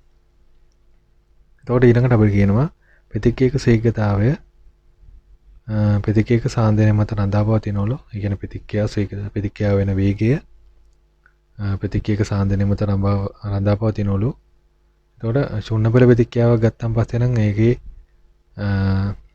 ප්‍රතික්‍රියකල සාන්ද්‍රණය මත රඳා පවතින්නේ නැහැ. මොකද ශූන්‍ය පෙළ ප්‍රතික්‍රියාවකට ප්‍රතික්‍රියක බලපාන්නේ නැති හන්දා. එතකොට මේකේ නම් අපිට දී තියෙන ප්‍රොපීන් ඒ වුණාට ප්‍රතික්‍රියකයක් නොවන බැවින් එහි ශීඝ්‍රතාවයට සාන්ද්‍රණය රඳා පවතින්නේ නැහැ. ඒකට ඔයාලා හැමෝම දන්න දෙයක් තමයි ඕනම ප්‍රතික්‍රියාවක උෂ්ණත්වය වැඩි කිරීමේදී සක්‍රීය ශක්තියට වඩා වැඩි ශක්තියක් ඇති අනුභාගයක් තියෙනවා. ඒකට ඒ භාගය වැඩි වෙනවා. ඒ කියන්නේ උෂ්ණත්වය අනිවාර්යෙන් ප්‍රතික්‍රියාවක ශීඝ්‍රතාවය කෙරෙහි බලපානවා කියලා දන්නවා. උෂ්ණත්වය වැඩි වුණාන් පස්සේ සක්‍රීය ශක්තිය ඉක්මන අනුභාගය වැඩි වෙනවා. එතකොට නිවර්ධ දිශානතින් හා නිවර්ධ අනුපාත වලින් නිවර්ධ වේගයෙන් ගැටිලා ප්‍රතික්‍රියාව ශීඝ්‍රතාවය ඉහළ යනවා. එතකොට සෑදෙන පළ ප්‍රමාණයත් වැඩි වෙනවා. මේ විදිහට අපිට පිළිතුර 2 කියලා ගන්න පුළුවන්. හරි ඊට පස්සේ අපිට 39 වෙනි ප්‍රශ්නේ තියෙන්නේ මේකේ තියෙන්නේ මොකද්ද? 3 හෙක්සීන් පිළිබඳව සත්‍ය ප්‍රකාශය මොකද්ද කියලා අහනවා. පළවෙනි එකේ කියනවා ජ්‍යාමිතික සමානතාවය නොපෙන්වයි. ප්‍රකාශ සමානතාවය පෙන්වයි. පැලැඩියම් H2 සමග ප්‍රතික්‍රියා කර විට ලැබෙන සංයෝගය ප්‍රකාශ සමානතාවය නොපෙන්වයි. HBr සමග ප්‍රතික්‍රියාවට ලැබෙන සංයෝගය ප්‍රකාශ සමගිතාව පෙන්වයි කියලා මේකේ ප්‍රකාශන හතරක් දීලා තියෙනවා. එතකොට මේ විදිහට තමයි 3 හෙක්සීන් අපිට බලා ගන්න පුළුවන් දිත්ත බන්ධනයක් සහිතව එතිල් කාණ්ඩ දෙකක් තියෙනවා. එතකොට මේ දිත්ත බන්ධනයේ තියෙන කාබන් පරමාණු දෙකට අසමාන කාණ්ඩ දෙකක් පවතින හේයි මේකට ජාමිතික සමාහිතාවය පෙන්වනවා කියලා අපිට ගන්න පුළුවන්. හැබැයි ත්‍රිමාණ සමගිතාවය මේ අවස්ථාවේදී පෙන්වන්නේ නැහැ. මොකද අසම්මිතික කාබන් පරමාණු හැම එකට නැති හන්දා. හරි. ඊට පස්සේ අපිට මේ විදිහට ගන්න පුළුවන් ඒකේ ජාමිතික සමාහිතාවය පෙන්වන හන්දා සිස් ස්ට්‍රාන්ස් කියලා ආකාර දෙකක් පවතිනවා. ඊට පස්සේ ඊළඟ පොයින්ට් එකේදී කියනවා අසම්මිතික කාබන් පරමාණු නැති හන්දා ත්‍රිමාණ සමගිතාවය නැත්නම් ප්‍රකාශ සමගිතාවය පෙන්වන්නේ නැහැ කියලා. ඊට පස්සේ මේක සංයෝගය අපි මොකද කරන්නේ? පැලේඩියම් H2 සමග ප්‍රතික්‍රියා කරනවා ඔක්සිහරණය කරනවා. එතකොට මේ කාබන් පරමාණුවට හයිඩ්‍රජන් පරමාණු ගානේ ලැබීම සිදු වෙනවා. එතකොට මේ වගේ දීර්ඝදාම ඇල්කේනයන් නිර්මාණය වීම සිදු වෙනවා. මේ ලැබෙන ඵලයේ අසම්මිතික කාබන් පරමාණුවක් නැති හන්දා මේක ප්‍රකාශ සමගිතාවය පෙන්වන්නේ නැහැ. ඊට පස්සේ අපි මේකට HBr දානවා. HBr දැම්මම පස්සේ අපිට මේ විදිහට අසම්මිතික කාබන් පරමාණුවක් තියෙන මේ සංයෝගයකටපත් වෙනවා. එතකොට මේ Br සම්බන්ධ වෙලා තියෙනවා මේ කාබන්ට. මෙතන පොපිල් කාණ්ඩයක් තියෙනවා. මෙතන එතිල් කාණ්ඩයක් තියෙනවා. මෙතන හයිඩ්‍රජන් පරමාණුව තියෙනවා. එතකොට එකිනෙකට අසමාන කාණ්ඩ හතරක් තමයි මෙතන සම්බන්ධ වෙලා තියෙන්නේ. ඒ හන්ද මෙයාගේ තියෙනවා මේ අසම්මිතික කාබන් පරමාණුව. ඒ හන්ද මෙයාට D හා L කාරයි. කියන්නේ දර්පණ හා ප්‍රතිබිම්බ කියලා සමායකතාවය ඇති වෙනවා. ඒකට අපි කියන ප්‍රකාශ සමායකතාවය කියලා. ඒ හන්දා නිවැරදි පිළිතුර අපිට 3 කියලා ගන්න පුළුවන්. හරි. අපි දැන් 40 වෙනි ප්‍රශ්නය ගැන බලමු. මෙතන අපෙන් අහලා තියෙන්නේ නයිට්‍රජන් ට්‍රක්කය ගැන තමයි මේ ප්‍රශ්නෙන් අහලා තියෙන්නේ. එතකොට කුමක්ද නිවැරදි වෙන්නේ කියලා අහලා තියෙනවා. එතකොට කියනවා වායුගෝලයේ ඇති නයිට්‍රජන් තිරවන්නේ වායුගෝලීය හා කාර්මික තිරකිරීමෙන් පමණි. දෙවෙනි එකේ කියන වායුගෝලීය තිරකිරීම N2 ඔක්සිහරණය වෙනවා කියලා හිතු කරනවා. කාර්මික තිරකිරීමේදී N2 ඔක්සිකරණය වෙනවා කියලා කියනවා. එතකොට මේ අවසාන වශයෙන් කියන වායුගෝලීය තිරකිරීමේදී සෑදෙන නයිට්‍රේට් හා නයිට්‍රයිට වර්ෂාපත නිසා පොළොව මත තැන්පත් වූ පසු ඒවා ප්‍රෝටීන් සෑදීමට ශාකමතෙන් යොදා ගන්නවා කියලා තියෙනවා. එතකොට මේ විදිහට තමයි නයිට්‍රජන් ට්‍රක්කය සිදුවන්නේ. මේ වායුගෝලයේ තියෙන නයිට්‍රජන් විදුලි කෙටීම් වගේ පසට එකතු වෙනවා.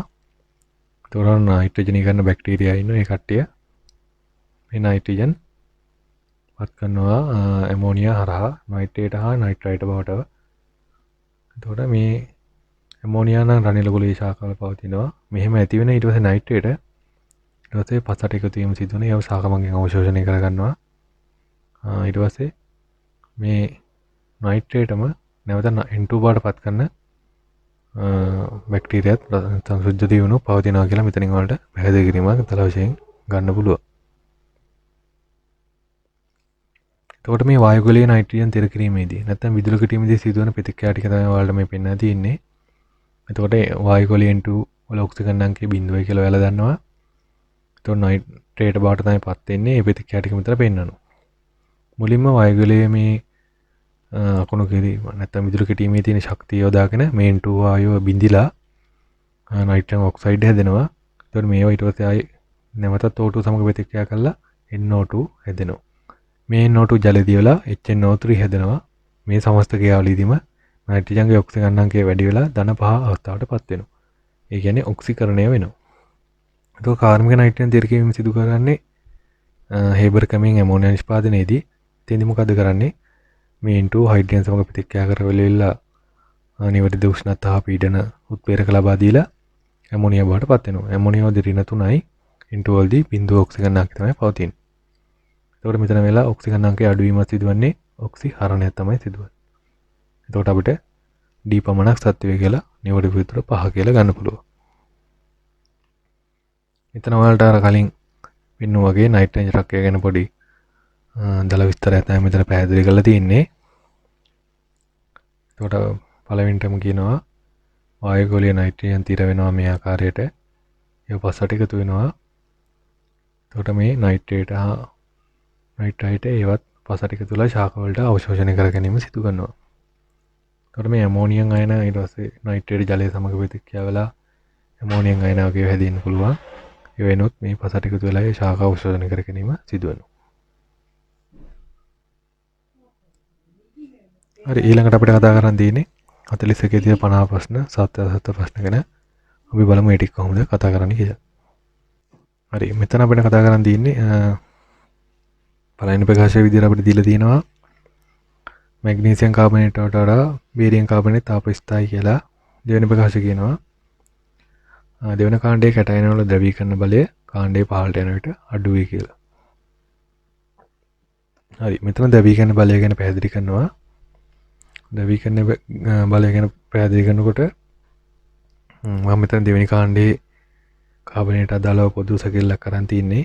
මේ තියෙන කාබනේට් කාණ්ඩය මේ තියෙන්නේ කැටයනය. ඒකට කාණ්ඩයේ පල්ලයට යනකොට මොකක්ද වෙන්නේ? මේ කැටයනයේ විශාලත්වය වැඩි වෙනවා.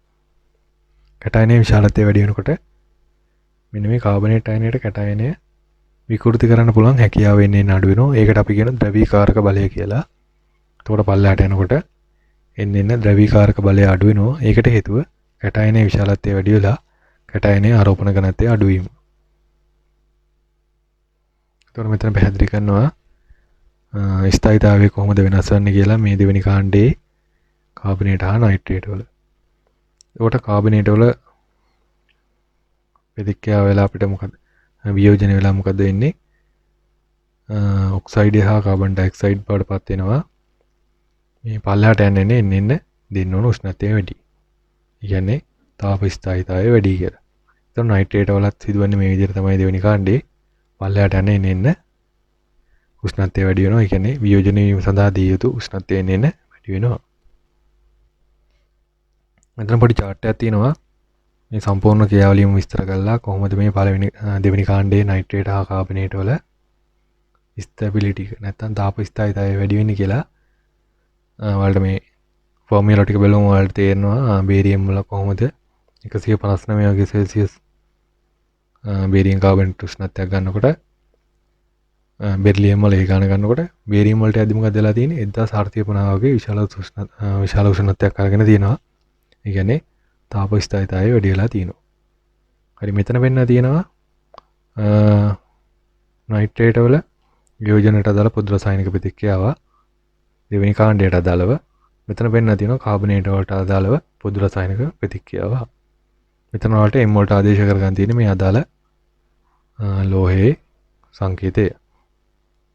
එතකොට කාබනේට් වල මෙහෙම වෙනකොට නයිට්‍රේට් වල පල්ලයට යන්නේ එන්න ස්ථායීතාවය වැඩි වෙලා තියෙනවා. මේ ස්ටැබිලිටි කියලා පෙන්නන තියෙන්නේ ඒක තමයි. මෙතන පැහැදිලි කරන්නේ ඒක තමයි. කැටයන වල ආරෝපණ නියතව පැවතුනද කාණ්ඩයේ පහළට යනකොට මොකද වෙලා තියෙන්නේ? පරමාණුකාරය වැඩි වෙලා එමගින් කැටයනයේ ආරෝපණ ඝනත්වය අඩු වෙනවා. ඒ නිසා ඇනයනයට නැත්නම් කාබනේට් අයනයට කැටයනයේ ඉලෙක්ට්‍රෝන වලාව එයාගේ දෙසට ඇද ගන්න පුළුවන් හැකියාව නැත්නම් විකෘති කිරීමේ හැකියාව. අපි මේකට තමයි කියන්නේ ද්‍රවීකරණ හැකියාව එන්න අඩු වෙනවා. එතකොට මේ ඔක්සයිඩයක් සෑදීමේ හැකියාවත් ඒවා තාප වියෝජන හැකියාව එන්න අඩු වෙන පල්ලයට යද්දී. එතකොට කාණ්ඩයේ පහළට යනකොට තාප වියෝජන උෂ්ණත්වය වැඩි වෙන්නේ ඒ හන්ද. ඒකට අපිට පිළිතුර 1 කියලා ගන්න පුළුවන්. හරි මෙතන කතා කරන්නේ ඇමීනිය එක අඩංගු නයිට්‍රජන් ගැනයි ඇල්කොහොල් එක තියෙන හයිඩ්‍රජන් ගැනයි කොහොමද එයාගේ ප්‍රවණතාවය මේ H එකක් ප්‍රතිග්‍රහණය කරන්න කියලා. ඒතකොට මෙතන දෙවෙනි ප්‍රකාශය කියනවා ඔක්සිජන් වලට වඩා නයිට්‍රජන්ගේ විද්‍යුත් අඩුයි. ඒකට ඒක හරි කියලා අපි දන්නවා. දැන් අපි බලමු පැහැදිලි කිරීම කොහොමද එන්නේ කියලා. ඒතකොට ඇමීනිය එක ගත්තම පස්සේ වලට මේ විදිහට පැහැදිලි වෙනවා. එයාගේ H2 කාණ්ඩ දෙකක් තියෙනවා. මේක සර ඉලෙක්ට්‍රෝනට පුළුවන් ෆෝටෝනයක් ප්‍රතිග්‍රහණය කරන්න. ඊට පස්සේ මෙතන ගත්තම මෙතන ඇල්කොහොල් එක ගත්තම පස්සේ ඇල්කොහොල් වලට R කාණ්ඩයක් හා OH කාණ්ඩයක් තියෙනවා. මේ ඔක්සිජන්ට පුළුවන් එක සර ඉලෙක්ට්‍රෝන දෙක දීලා ෆෝටෝනයක් ප්‍රතිග්‍රහණය කරගන්න. හැබැයි ඔයාලා දන්නවා නයිට්‍රජන් වලට ඔක්සිජන් ප්‍රමාණය විද්‍යුත්නියතාවය වැඩි. විද්‍යුත්නියතාවය වැඩි කියන්නේ ඉලෙක්ට්‍රෝන වලට ආසයි.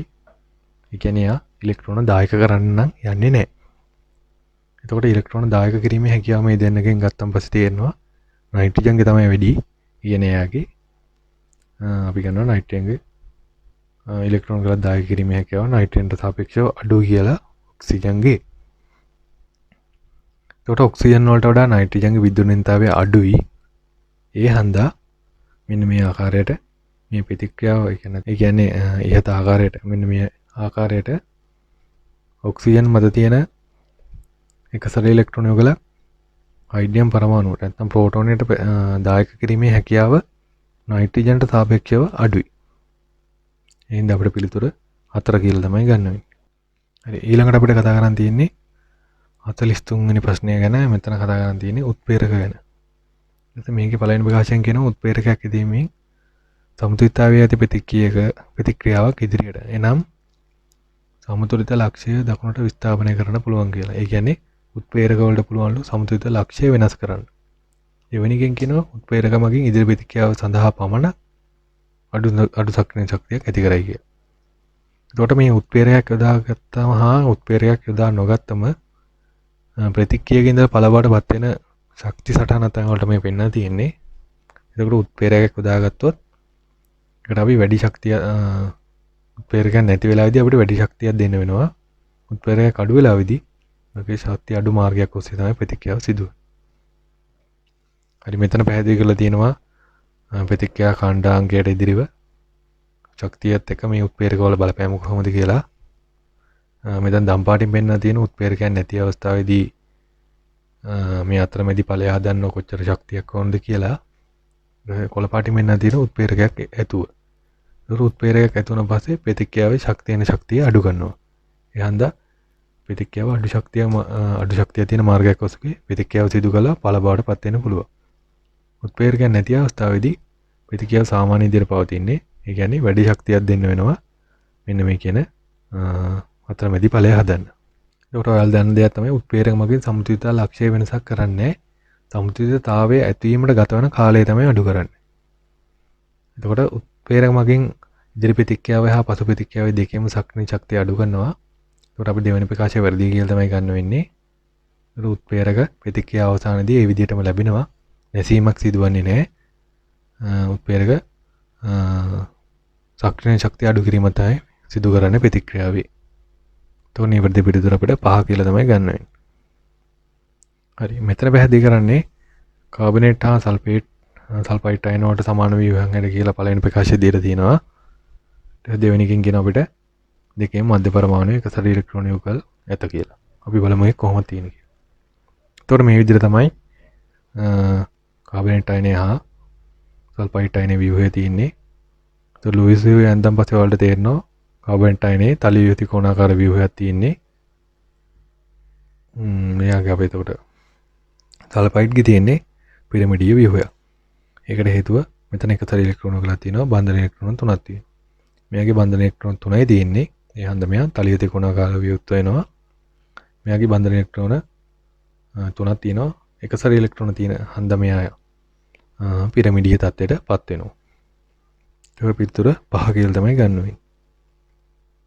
ඊට පස්සේ අපි 45 වෙනි ප්‍රශ්නය ගැන සාකච්ඡා කරනවා. මෙතෙන් තියෙන්නේ මේ සංයෝගය දීලා තියෙනවා. මෙතන මේ ඇල්කොහොලේ තාපාංකය මෙන්න මේ ඇල්ඩිහයිඩේ තාපාංකයට වැඩි කියලා කියනවා. ඊට පස්සේ දෙවෙනි එකෙන් කියනවා කාබන් ඔක්සිජන් ද්විත්ව බන්ධනය කාබන් ඔක්සිජන් තනි බන්ධනයට වඩා ශක්තිමත්. අපි බලමු ඒක කොහොමද වෙන්නේ කියලා. එතකොට මධ්‍ය සාරවල තියෙන OH කාණ්ඩයක් කියලා ඔයාලා දන්නවා. එතකොට ඒ අණු වල තියෙන්නේ ප්‍රබල අන්තරාණු ආකර්ෂණ බලක් වෙන හයිඩ්‍රජන් ආකර්ෂණ බල. එතකොට ඇල්ඩිහයිඩ් කීටෝන වල තියෙන්නේ ද්විද්‍රවයක් තියෙන්නේ අන්තරාණු ආකර්ෂණ බල විදිහට තියෙන්නේ ස්ථිර ද්විද්‍රව. ඒවා හයිඩ්‍රජන් බන්ධන වලට වැඩිය දුබලයි කියලා ඔයාලා දන්නවා. ඉතින් මේ හයිඩ්‍රජන් බන්ධන ස්ථිර ද්විද්‍රව ආකර්ෂණ බල වලට වැඩිය ප්‍රබල බැවින් මධ්‍ය සාරවල තාපාංකය අපි ඊට අනුරූප ඇල්ඩිහයිඩ් කීටෝන වල තාපාංකයට වැඩි කියලා තමයි අපි ගන්නෙ.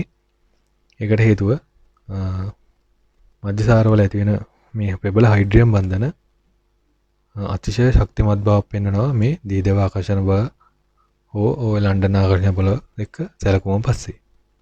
එතකොට අපිට දෙවෙනි ප්‍රකාශනයත් හරි කියලා ගන්න පුළුවන්. පිළිතුර 2 කියලා ගන්න වෙන්නේ. පළවෙනි එකෙන් දෙවෙනි එක පැහැදිලි කරන්නේ නැති හන්දා. හරි ඊට පස්සේ අපිට 46 වෙනි ප්‍රශ්නය ගැන කතා කරන් තියෙන්නේ. මේකෙදි කතා කරන් තියෙන පද්ධති ගැන ඒකලිත පද්ධතිය හා මෙතනදී තියෙන ඒකලිත පද්ධතියක් ගැන. ඒකට අපි මේ ප්‍රශ්නේ කරද්දී පද්ධති ගැන හොඳට දැනගෙන තියෙන්න ඕන. ඒකට මෙතන ඔයාලට මූලික පද්ධති තුන ගැන පැහැදිලි කිරීම සිදු කරනවා. විවෘත පද්ධතිය, සංහත පද්ධතිය හා ඒකලිත පද්ධතිය කියලා අපි පද්ධති තුන ගැන කතා කරන්නේ. ඒතකොට මෙතන උදාහරණ තුනක් තියෙනවා ඔයාලට දල වශයෙන් අයිඩියා එකක් ගන්න පුළුවන්. මේ එක් පද්ධතිය හරහා කොහොමද සිදුවන්නේ කියලා. එතකොට මේ ඒකලිත පද්ධතිය නැත්නම් අයිසොලේට් පද්ධතිය ගත්තන් පස්සේ පද්ධතිය හරහා ශක්තිය හෝ ද්‍රව්‍ය හෝ මාර්ග සිදුවන්නේ නැහැ ඒකලිත පද්ධතියේ. ඊට පස්සේ අපි ක්ලෝස් සිස්ටම් නැත්නම් සංයුත පද්ධතිය ගත්තන් පස්සේ පද්ධතිය හරහා ශක්තිය විතරයි හෝ මාරු වන්නේ පදාර්ථය හෝ මාරු වීමක් සිදුවන්නේ නැහැ. විවෘත පද්ධතියක් ගත්තන් පස්සේ පද්ධතිය හරහා ශක්තිය හා පදාර්ථය හෝ මාරු වීම සිදුවන ඔක්කොම හෝ මාරු වීම සිදුවෙනවා. එතකොට මෙතන ප්‍රශ්නෙට දාලව සාකච්ඡා කරන් පස්සේ අපිට ඒකලිත පද්ධතියක් කියන්නේ අර අපි කලින් කතා කරා වගේ පද්ධතිය මායිම හරහා පදාර්ථය හා ශක්තිය සංක්‍රමණය නොවන කියන වැසුණු පද්ධතිය. එතකොට මේ පද්ධතිය වල තාප මායිම කියන්නේ මේ පද්ධතිය මායිම තාපය හා අනිත් සියලුම ශක්ති ප්‍රභේද සඳහා පරිවාරකයක් කියන්නේ වැසුණු බවක් කියන්නේ වැසීලා තමයි පවතින්නේ. එතකොට මේ පද්ධතිය තුළ සිදුවන ක්‍රියාවලිය පිටතකින් අපිට වෙනස් කරන්න බෑ. මොකද පද්ධතිය සම්පූර්ණයෙන්ම ඒකලිත වෙලා නැත්නම් අයිසොලේට් වෙලා තමයි පවතින්නේ. එතකොට අපි දන්නවා ප්‍රතික්‍රියාව ගිබ්ස් සත්‍ය ගැන අපි කතා කරද්දී ඒ ගිබ්ස් සත්‍ය කියන්නේ මෙන්න මේ ප්‍රතික්‍රියාවෙන්. එතකොට ප්‍රතික්‍රියාව නියත උෂ්ණත්වයේදී හා නියත පීඩනයේදී සිදු කරන් පස්සේ ඩෙල්ටා G ඍණාකයක් ගන්නව නම් නියත උෂ්ණත්වයේදී හා නියත පීඩනයේදී සිදු කරන් පස්සේ මේ ප්‍රතික්‍රියාව ස්වයංසිද්ධ වෙයි කියලා අපි කියනවා. එතකොට ඩෙල්ටා G ධනයි කියන්නේ ප්‍රතික්‍රියාව ස්වයංසිද්ධව සිදු නොවනවා කියලා. එතකොට ඩෙල්ටා G බිඳුවයි කියලා කියනවනම් අපි එකෙන් කියන්නේ ප්‍රතික්‍රියාව සමතුලිතතාවයේ තියෙනවා කියලා. නමුත් දැන් මේ ප්‍රශ්නෙට දාලා සැලකුවාන් පස්සේ ඒකලිත පද්ධතියක උෂ්ණත්වය හා පීඩනය නියතව පවත්වා ගැනීමට නොහැකි බැවින් ප්‍රතික්‍රියාවේ ඩෙල්ටා G වෙනස් වෙන්නේ නැහැ. මොකද ඒකලිත පද්ධතියක අපිට පිටින් ඉඳන් කිසිම දෙයක් වෙනස් කරන්න බෑ. එතකොට ඒකලිත පද්ධතියක මේව නියතව තබා ගන්න බෑ. එතකොට ඩෙල්ටා G වෙනස් වෙනවා. ඒ හන්ද පිළිතුර අපිට 4 කියලා තමයි ගන්න වෙන්නේ. හරි. මෙතන තියෙන 47 වෙනි ප්‍රශ්නය මේක සබන් නිෂ්පාදනය හා සම්බන්ධ ප්‍රශ්නයක්.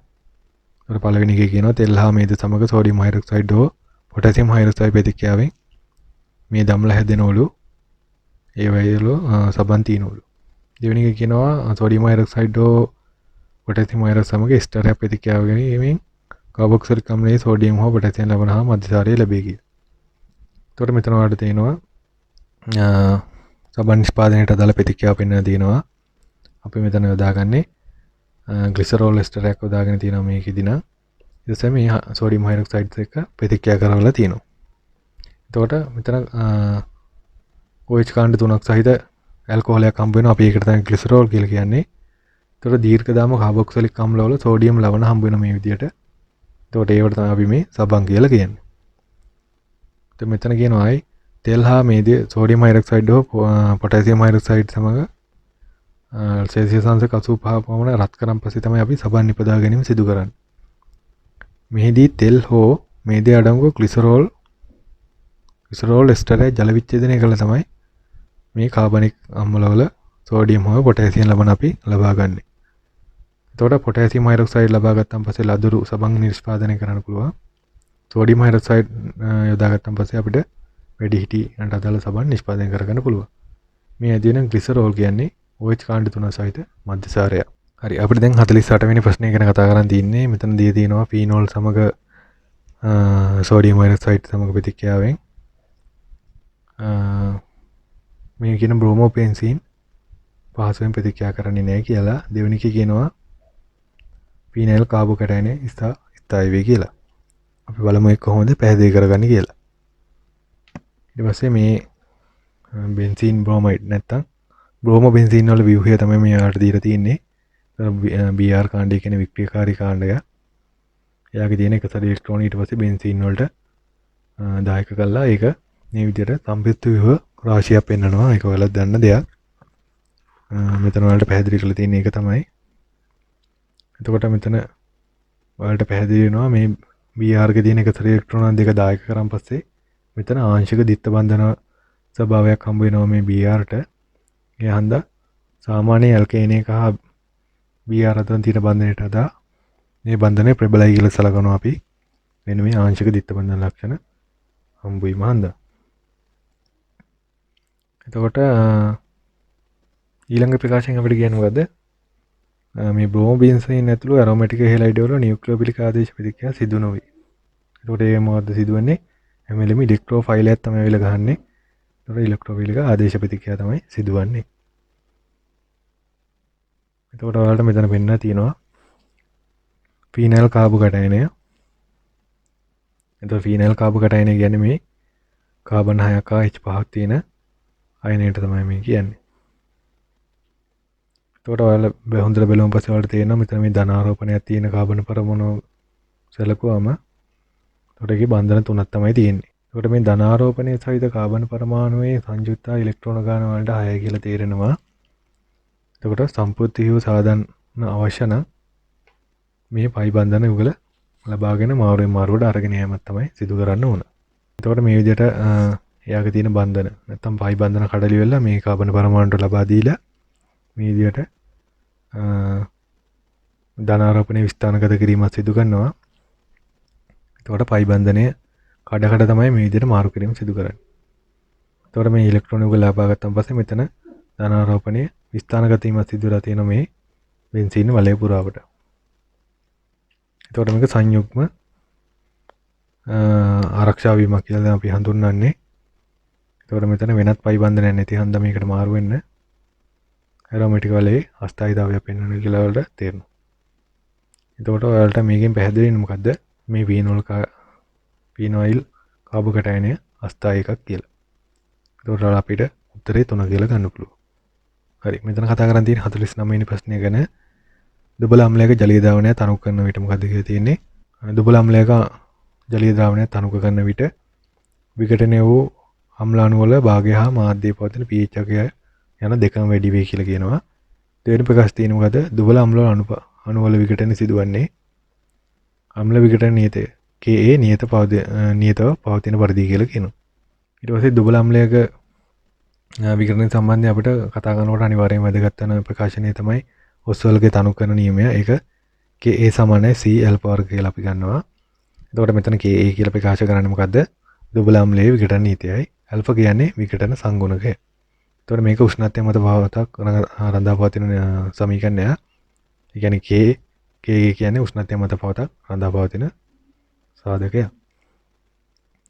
එතකොට මේ සමීකරණය වලට බලමුන් පස්සේ පේනවා සාන්ද්‍රණය අඩු කරනකොට මොකද වෙන්නේ? විඝටන ප්‍රමාණය වැඩි වෙනවා කියලා. එතකොට අම්ලයේ සාන්ද්‍රණය වැඩි කරනකොට ඒකේ විඝටන ප්‍රමාණය අඩු වෙනවා. එහෙම වෙන්නේ මොකද? Ka කියන නියතය නියතව පවත්වා ගැනීම සඳහා. එතකොට අපිට දෙවෙනි ප්‍රකාශය සත්‍යයි කියලා ගන්න පුළුවන්.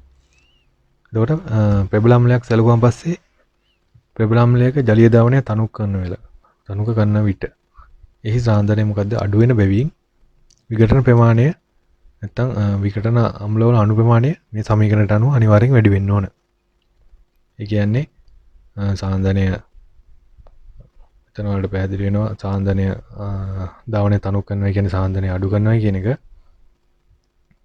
ඒතර සාන්ද්‍රණය අඩු වෙනවනම් මේ Ka නියතව තබා ගන්න නියත උෂ්ණත්වයේදී විඝටන ප්‍රමාණය වැඩි කර ගන්න ඕන.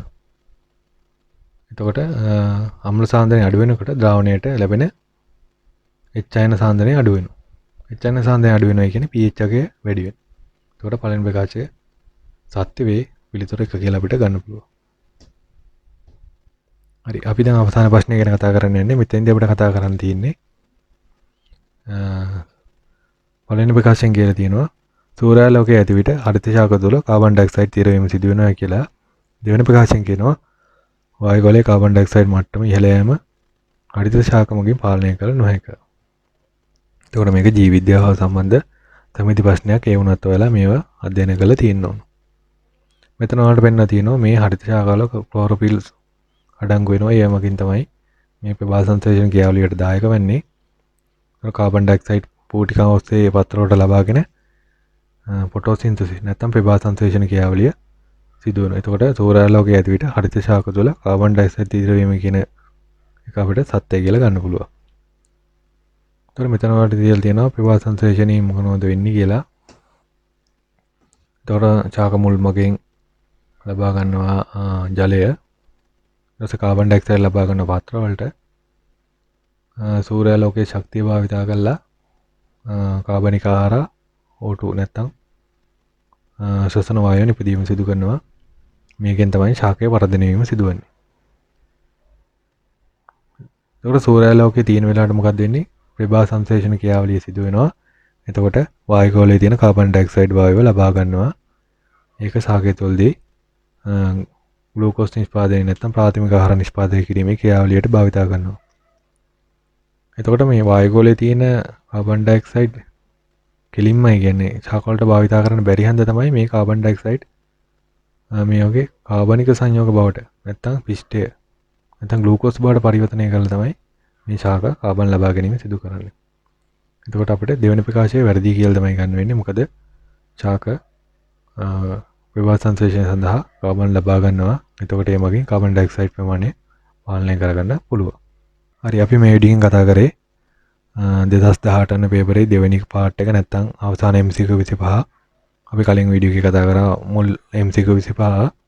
ඉතින් අපි ඊළඟ සතියේත් මේ වගේ තවත් අලුත් පේපර් එකක් එක තමයි එන්නේ 2019 පේපරේ කරන්න බලාපොරොත්තු වෙමින් ඉන්නේ. ඉතින් ඔයාලා මේ වීඩියෝ එකත් එක්ක එකතු වෙයි කියලා අපි බලාපොරොත්තු වෙනවා. මොකක් හරි ඔයාලට ප්‍රශ්නයක් හෝ ගැටලුවක් තියෙනවා නම් අනිවාර්යයෙන්ම පල්ලා කමෙන්ට් සෙක්ෂන් එකේ කමෙන්ට් දාලා තියන්න. channel එක subscribe කරලා නැත්නම් subscribe කරන්න, යාළුවන්ට බලන්න share කරන්න. අපි එහෙනම් අලුත් වීඩියෝ එකකින් ඊළඟ සතියේත් හම්බෙමු. Thank you very much.